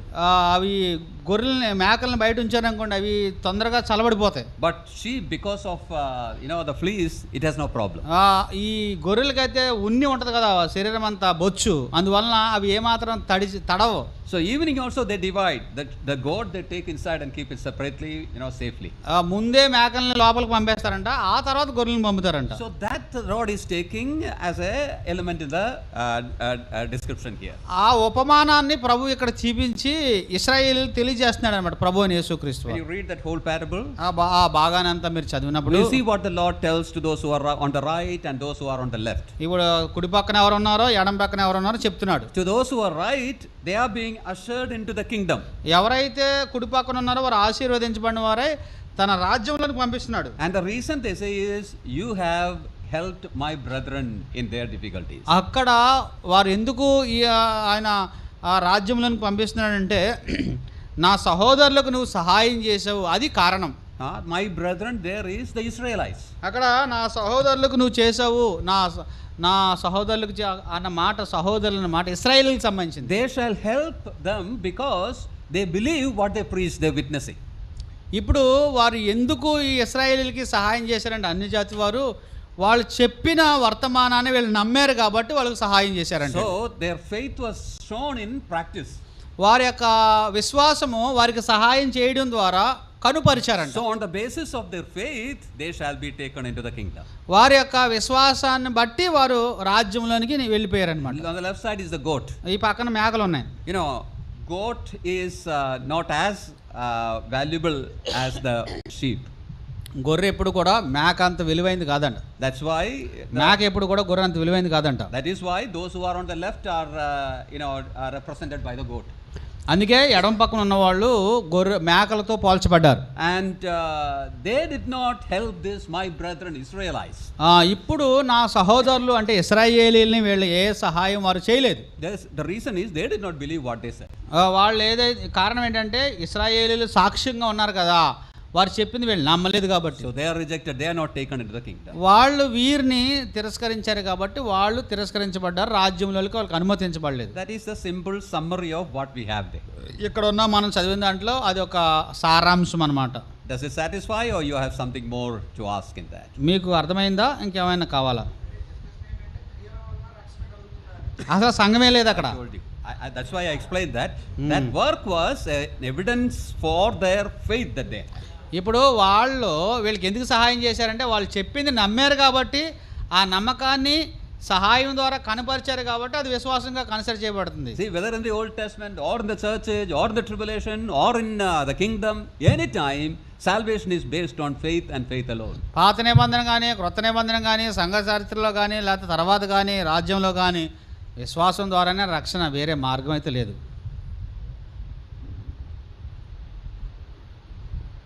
చెప్పండి. Brother was asking something. నువ్వు అడిగాయి బాలరాజు, పక్క వాళ్ళకి చెప్తావు ఎందుకు? ద్విభాష నేను ఇక్కడ ఉన్నాం కదా. 24 అధ్యాయంలో మత్తయి సువార్తలో 19వ వచనం అన్న. 19వ వచనం. ఓకే. ఆ దినంలో గర్భిణులకును పాలిచ్చే వారికి శ్రమ అని రాయబడింది. ఆ శ్రమ ఏంటో, ఆ గర్భిణులకు పాలిచ్చే వారికి శ్రమ ఏంటో కొద్దిగా తెలియపరుస్తారని. Tribulation for You see, 24. this is actually the tribulation time, the descriptions of the tribulation time. ఇప్పుడు 24వ అధ్యాయం అంతా కూడా శ్రమల కాలంలో సంఘం ఎత్తబడిన తర్వాత కింద ఏం జరుగుద్దో అన్న సందర్భంలో రాయబడి 7 years is divided into 2, 3.5 years.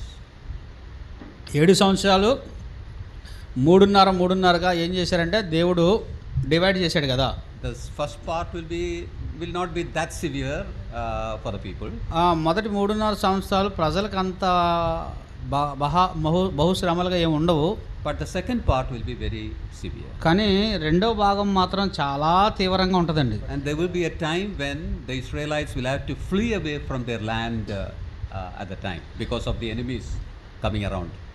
ఇశ్రాయేలీల మీదకి శత్రువులు వచ్చిన ఉధృతిని బట్టి వారు దేశాన్ని వదిలి మళ్ళా పారిపోవాల్సిన సందర్భం ఏర్పడుతుంది. And here it shall be difficult for those who are carrying children and all that, because they have to flee. ఇప్పుడు ఎందుకంటే వాళ్ళు పారిపోయే సందర్భంలో మరి పిల్లల్ని మోసుకెళ్ళడం కానీ గర్భిణీ స్త్రీలు పరిగెట్టడం కానీ సాధ్యం కాదు కదా. They will have to carry the children and it's a difficult time. That's why it's told like that. అందువలన అలాంటి వాళ్ళు గర్భిణీలతో ఉన్నవారు చిన్నపిల్లలు ఉన్నవాళ్ళు వాళ్ళతో పారిపోవాలి కదా. అలాంటి సందర్భంలో ఎలాంటి వాళ్ళు పరిగెట్టలేరు, వాళ్ళకి బహా శ్రమ అంటున్నాడు అనమాట. అర్థమైందా? పరలోకము పరదేశు ఒకటేనా? ఇంకా 10 నిమిషాలు ఉంది, దీంతో సరిపెడేద్దాం. Paradise and heaven are equal. అంటే యేసు ప్రభు వారు చనిపోయిన తర్వాత పరదేశకు వెళ్ళారు కదా, అంటే పరలోకానికి వెళ్ళారా? పరదేశ్ అనేది వేరేదా? When Jesus Christ died, he told the thief that we are going to be in paradise. Yes, he went to the paradise or went to the heaven. మళ్ళీ పైకి వచ్చిన తర్వాత పైకి వెళ్ళిపోయినట్టున్నాడు కదా. ఓకే, సరిపోద్ది ఈ రోజుకి అది. Now captive as captive. Paradise is before death of Jesus Christ, paradise was under the earth. So now where is still it is in the under the earth or in heaven? In heaven. Or heaven and paradise are same or different place? Brother, I have never visited that place. ఆయనకి బొంబాయి తెలుసు అంట కానీ Paradise తెలుసు అప్పుడు వెళ్ళలేదంట ఆయన. మీరు వెళ్ళొస్తే చెప్పండి కొంచెం. Okay, let me try to answer that. నేను జవాబు చెప్తానేనండి. You see, paradise is a common word. పరదైసు అనేది సామాన్యమైన ఒక కామన్ సర్వసాధారణమైన ఒక పదం. It's told that it comes from a word which is often used for a garden. ఒక తోటకు ఉపయోగించే ఆ పేరు లోంచి వచ్చింది పరదైసు. That's why even Eden, Garden of Eden, we call as paradise sometimes. అందుకే ఏదైనా తోటను కూడా పరదైసు అనేవారు. So paradise means a place of bliss, a place of joy. పరదైసు అంటే దాని అర్థం ఏంటంటే సంతోషకరమైన స్థలము, విశ్రాంతికరమైన స్థలము. Even heaven is called as paradise. పరలోకం కూడా పరదేశుగా పిలువబడింది. In 2 Corinthians chapter 12. 2 కొరింథీ పత్రిక 12వ అధ్యాయంలో మీరు చూస్తారు కదా, నేను పరదేశుకు వెళ్ళానండి. Yeah, he was taken up to paradise. నేను 3వ ఆకాశంలోకి వెళ్ళాను అంటాడు కదండి. Then he says that he was taken up to the 3rd heaven. నేను పరదేశుకు వెళ్ళాను, తర్వాత 3వ ఆకాశానికి వెళ్ళాను అంటాడు. So 3rd heaven is equal to the paradise. మనకు ఆకాశం అని ఉంది, 3వ పరలోకం అని ఉంది అక్కడ. 3rd heaven is the heaven itself, 3వ ఆకాశం లేదంటే 3వ పరలోకం అంటే పరలోకమే. So even that is being called as paradise. పరలోకం కూడా పరదేశుగా పిలువబడింది. So it's a common word. అది సామాన్యమైన సర్వసాధారణ పదం. The Lord said that you shall be with me today evening in paradise. ఇప్పుడు దొంగతోటి నీవు నాతో కూడా ఈ సాయంత్రం పరదేశంలో ఉంటావని చెప్పిన మాట, that is understood to be the place of joy, place of blessing of the Hades. ఆ యొక్క నరకం లేదంటే పాతాళం ఉంది కదా, పాతాళంలో ఒక ప్లేస్ ఉందంట, అక్కడ సంతోషకరమైన స్థలం ఒకటి ఉందంట. Hades is divided into two, ఇప్పుడు ఆ పాతాళం 2 భాగాలు చేశారంట. place of torment and place of blessing. వేదనకరమైన స్థలము, విశ్రాంతి పొందే స్థలము. The place of blessing the Jewish people used to call as the Abraham's bosom. అందుకే ఆ యొక్క సంతోషకరమైన స్థలాన్ని అబ్రహాము రొమ్ము అని యూదులు పిలిచేవారంట. అబ్రహాం రొమ్ము. Lazarus went there. లాజరు అక్కడికి వెళ్ళాడు. And that rich man went this side. ధనవంతుడేమో ఈ పక్కకి వేదనకరమైన స్థలానికి వెళ్ళాడు. ఉండే నరకం అనమాట. And with the death and resurrection of the Lord, ప్రభువైన యేసుక్రీస్తు వారి యొక్క మరణ పునరుద్ధానముల తర్వాత the saints of the Old Testament and also including Lazarus was taken from there and taken up to in the heaven itself. ఇప్పుడు అబ్రహాములో రొమ్మున ఉన్న పాత నిబంధన భక్తులు ఆ దొంగతో కలిపి వీళ్ళందరినీ కూడా దేవుడు పరలోకానికి తీసుకెళ్ళిపోయాడు. Clear references are not there, but indications are there. స్పష్టంగా రాయబడిన వచనాలు అయితే లేవు, కానీ కొన్ని సూచనలు అలా మనకు కనబడతాయి. So when now a believer dies, he doesn't go to the Hades, the paradise, ఇప్పుడు Abraham's bosom, but paradise which is the third heaven itself. ఇప్పుడు ఒక విశ్వాసి చనిపోతే అబ్రహాం రొమ్ము దగ్గరికి వెళ్ళడు. ఇప్పుడు నేరుగా పరలోకానికి వెళ్ళిపోతాడు. So the Old Testament paradise is empty now.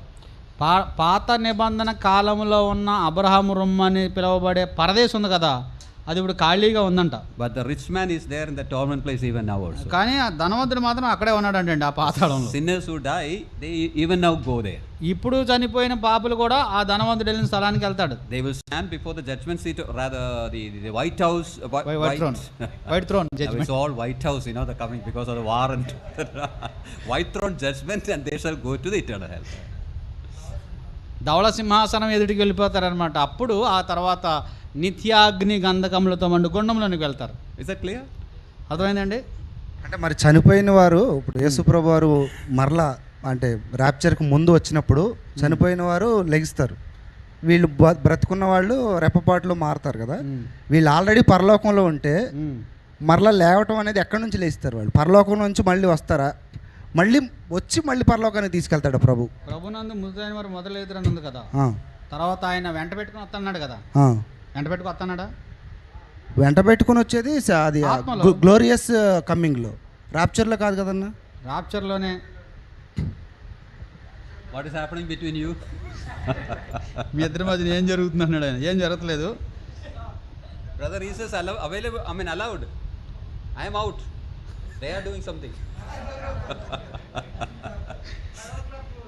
5 o'clock close. Okay. He's asking that actually. Yeah.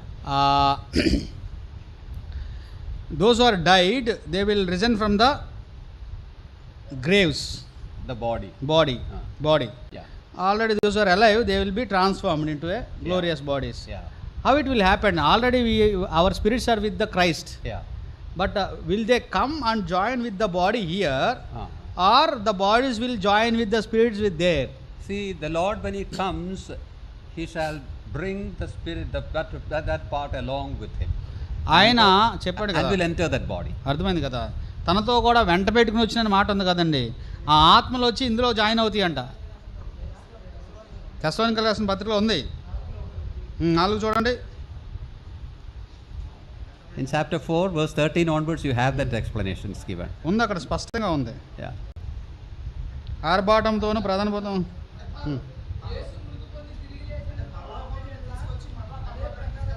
అంతే, పరలోకాన్ని తీసుకెళ్తారు, మధ్యాకాశం తీసుకెళ్తారు. ఆగమనం కదా అది. ఆ తర్వాత ఆకాశ మండలాగం. That's only the church. సంఘానికి సంబంధించింది, Not the Old Testament saints. పాత నిబంధన భక్తులు ఉండరు అక్కడ. అది ఎలా జరిగిద్ది అంటే మనకు తెలియదు. అది ఒక్క రెప్పపాటులో జరిగిపోద్ది. అది ఇది ఆత్మరలంలో జరుగుతుంది కదా. మన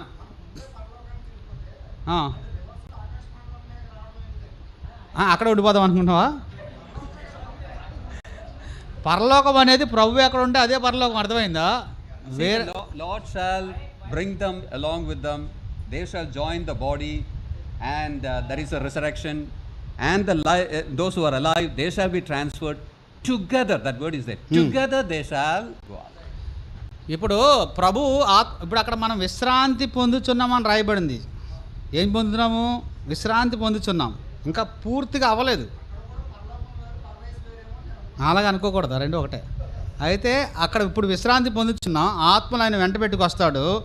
ఈ యొక్క దేహాలు ఆత్మలు కలుసుకుని సజీవులైన వారు మార్పు పొంది వీళ్ళందరూ కలిసి ఆకాశ మండలానికి వెళ్తారనమాట. దాన్ని మధ్య ఆకాశం అన్నారు, మధ్యలోకి వెళ్తున్నారు కాబట్టి, అంటే మధ్యలో అంటే అది. Okay, but always remember that our topic today is the local church. మీరు ఆకాశ మండలానికి వెళ్ళిపోకండి, మనం చెప్పేది ఏంటంటే సంఘంలో ఉన్న పెద్దల కూడిక. Yeah, mainly we were looking at the eldership, their appointment, their qualifications and all. మనము ధ్యానించేది ఏంటంటే పెద్దలు, వారి అర్హతలు, వారి నియమాలు, వారి యొక్క నియామకాలు. Now in closing, let me tell you one thing. ముగింపులో ఒక మాట జోసా, నీకు ఇప్పుడు వచ్చింది చూసారా? Brother, the questions we can ask tomorrow. ప్రశ్నల తర్వాత అండి Yeah. ఒకటేనా? సరే, ఇస్ ఆస్కింగ్ ఓన్లీ వన్. కొరింథీ మొదటి పత్రిక 11వ అధ్యాయం 4వ వచనం. కొరింథీ మొదటి పత్రిక 11వ అధ్యాయం 4వ వచనం. First Corinthians chapter 11 first verse 4. చెప్పండి sir. Brother, the sisters are told that they can preach and pray, or prophesy and pray with the head covered. That's a verse, right? అదే అండి. Thank you. We'll take that tomorrow. Okay. దాన్ని రేపు చెప్తారండి మీకు. మరి మీకు కొత్త మరి మామూలుగా ఉంటుంది కదండి, మీకు రేపు చెప్తారండి. There is no contradiction there. అక్కడేమి పెద్ద కొంపలేం మునిగిపోలేదు, బాగానే ఉంది. రేపు చెప్తాను మీకు అది. That Okay. was happening there among the Corinthians. అది Okay, thank you. కొరింథీయుల మధ్య జరుగుతుంది. In chapter 14 verses 34 and 35, Paul will say that they should not preach, they should not teach. 14 అధ్యాయం 34, 35 వచనాల్లో దాని యొక్క వివరణ పౌలు చెప్పాడు. రేపు పొద్దున అది సుస్పష్టంగా రేపు మీటింగ్ రావే. In that passage, Paul is dealing with the veil covering the head. కానీ ఇక్కడ 11వ అధ్యాయంలో పౌలు ప్రాముఖ్యమైన అంశం ఏంటంటే తల ఎలాగో మనం ముసుగు వేసుకోవాలనేది ప్రాముఖ్యమైన అంశం. So whether they can preach or pray, he will deal in chapter 14. వాళ్ళు ప్రార్థించాలా ప్రవచించాలా అనేది 14వ అధ్యాయంలో చూద్దాం. Is that clear? I think our time is almost over. I don't want to exceed. I was going to say something about the elders. పెద్దల కోసం ఏదో చెప్దాం అనుకున్నాను, ఈ పెద్ద మనిషి ఆపేశాడు. అయిపోయింది సార్, 5 అయింది. అందరికి వందనాలు.